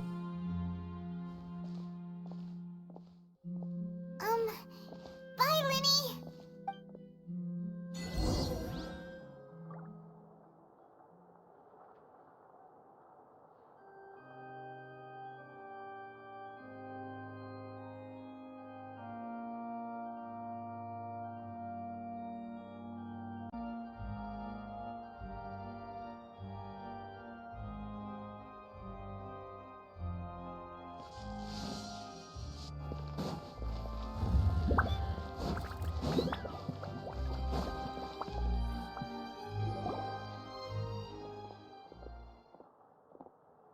Hey there! What was with the disappearing act you pulled right as the trial ended? Were you looking for us, Navia? Well, this whole thing isn't exactly over, is it? I do feel that we're getting closer to solving the serial disappearances case that... Huh? What's wrong, my dear partner?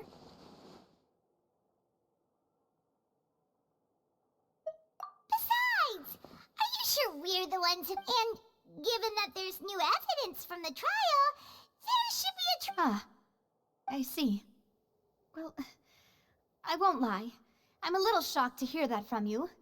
But I'm sorry. I might have been too... Don't say that, Navia. Aw, and we were having so much fun investigating with you, too. It was like having new waters flowing into a stagnant mire, causing new hope to spring forth, and the reflection in the murk to be... Sorry about that. I'm a bit prone to nostalgia. Don't mind me. Wait, shall we have a farewell meal? You know, to commemorate... Huh? Do we really need to get that formal? Well, I'd just like to have a proper ending to every important memory. Anyway, it would just be a meal, so it shouldn't take up too much of your time. You don't have to twist Paimon's arm. If Boss Navia's treating, count Paimon in!